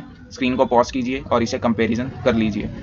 ठीक है, सो आइए एनालाइज करने को बोला गया है, एक एक पॉइंट को आईसीआई ने कैसे एनालाइज किया है वो उनके आंसर में एक बार देख लेते हैं फटाफट से चल के। ठीक है, ये उन्होंने रिवाइज्ड बजट बनाया हुआ है और आई थिंक बिल्कुल हमने भी यही बिल्कुल इसी तरीके से बनाया है। सो यहाँ पर बस रिवाइज बजट बनाइए और फिर एनालाइज कीजिए हर एक पॉइंट को उठाते हुए। एनालाइज कैसे करेंगे, देखो मैं आपको ऊपर वाले फिगर में लेके चलता हूँ और एनालिसिस कैसे करना है वो बताने की कोशिश करता हूँ। जब भी क्वेश्चन में बोल दें कि एनालाइज करना है चीज़ों को, तो आप हर एक पॉइंट को उठाइए और उसे रिवाइज करना शुरू कर दीजिए। ठीक है, आइए देखते हैं किस तरीके से इसका एनालाइजेशन हुआ है। मैं यहाँ पे थोड़ा सा स्पेस बनाने की कोशिश करूंगा, just give me a second. चलिए आइए डिस्कशन को आगे बढ़ाते हैं। देखो मेरा रेवेन्यू डिजायर्ड था 1,13,800 का। ठीक है, मैं थोड़ा सा लाइट कर लूंगा, बट एक्चुअल मेरा आया 93,500 का। बट जब मैंने रिवाइज स्टैंडर्ड निकाला तो 94,833 मुझे स्टिल अचीव होना चाहिए था 10 मंथ के अकॉर्डिंग भी। तो कहीं ना कहीं बोल सकता हूँ कि मेरा रेवेन्यू जो है वो फॉल डाउन किया है, वो ड्रास्टिकली गिरा है। अगर मैं कॉस्टिंग की बात करूँ तो मेरा डेफिनेटली यहाँ पे फ्यूल कॉस्ट इंक्रीज होने की वजह से एक वेरायंस देखने को मिल रही है। मेरी कॉस्ट होनी चाहिए थी 19,879 की, बट स्टिल 19,600 की कॉस्ट है, तो वो भी वेरी मच अंडर कंट्रोल है। वहीं पर अगर लेबर की बात करें तो 33,749 की कॉस्ट होनी चाहिए थी और वो 37,000 आई है, तो वहां पर भी थोड़ा सा इंक्रीज देखने को मिला है। Basically what I mean to say is कि आपको हर एक पॉइंट को लेना है। जब भी आपको एग्जाम में बोला जाए कि आपको एनालाइज करना है, तो आपको हर एक पॉइंट को लेकर बताना है कि उसमें कितना इंक्रीज आया या कितना डिक्रीज आया एज इट इज। और मेजर इस क्वेश्चन में टास्क था कि आपको रिवाइज्ड बजट बनाना आना चाहिए, विच आई थिंक हमने इजीली बना लिया, कोई उसमें खास दिक्कत वाली बात नहीं है। तो मैं ज़्यादा वीडियो लंबा ना बने इसलिए इस डिस्कशन को यहीं पर रोकना चाहूँगा। एक बार आईसीआई वाला पॉइंट मैं आपको पढ़वा दूंगा, बिकॉज वीडियो ऑलरेडी बहुत लंबा बन चुका है, तो मैं अब इसे ज़्यादा एक्सटेंड नहीं करना चाहता हूँ। ठीक है, रिवाइज्ड बजट और अब आईसीआई ने उसे किस तरीके से एनालाइज किया है आइए देख लीजिए। ICA says that the revised profit margin has come down to 4% as against the target margin of 20%. Obviously हमारा target margin 23,200 समथिंग के प्रॉफिट का था, बट अब रिवाइज करने पे वो 3,788 आई गेस आ गया है। सो ऑब्वियसली मार्जिन कम हुआ है and this clearly indicates that the performance was benchmarked against the higher target. If original budget figure is used to measure the performance, it will punish employees for the reason which are beyond their control. हम actual में अगर 23,200 के base पे punish करने जाएंगे, सो uncontrollable factors की वजह से अपने एम्प्लॉइज को पनिश करेंगे, which is not good. And GBTCL is not too far away from revised profit margin. देखिए एक्चुअल में अभी 250 का लॉस आ रहा है और हमारा डिजायर्ड प्रॉफिट 3,788 का था, तो विच इज नॉट टू फार, और इसलिए थोड़ा बहुत बोनस हमें दे देना चाहिए। यानी कहीं ना कहीं मैनेजर के व्यू के साथ हम अग्री कर रहे हैं इस पर्टिकुलर आंसर में। आपका आंसर डिफरेंट भी हो सकता है, आप चाहें तो लिख सकते हैं कि क्योंकि टारगेट अभी भी अचीव नहीं हुआ है इसलिए हमें बोनस नहीं देना चाहिए, तो वो केस टू केस बेसिस पर होगा, बट आप एक डिप्लोमेटिक आंसर यहाँ पर दे सकते हैं। And further continuous monitoring of budget performance is essential to overcome this situation. ये लाइन आपको लिख देनी चाहिए। तो बस ये क्वेश्चन की डिस्कशन यहाँ पर खत्म होती है, 2-3 लाइन्स आप लिख सकते हैं और कोई दिक्कत वाली बात नहीं है दोस्तों। ठीक है, क्वेश्चन नंबर 4 की डिस्कशन करते हैं फटाफट से without wasting much more time. Question number 4 है बियॉन्ड बजटिंग के ऊपर और ये थियरी बेस्ड क्वेश्चन है। इसकी रिक्वायरमेंट देख लेते हैं क्या क्या है। यहाँ पर हमें we are required to prepare notes to your CEO to use this information for his presentation at the meeting। Basically हमें यहाँ पर मेजर लिमिटेशंस बतानी है ट्रेडिशनल बजट्स की, जो हम ऑलरेडी डिस्कस कर चुके हैं। हमें एडवांटेजेस बताने हैं, वो भी हमने डिस्कस किया।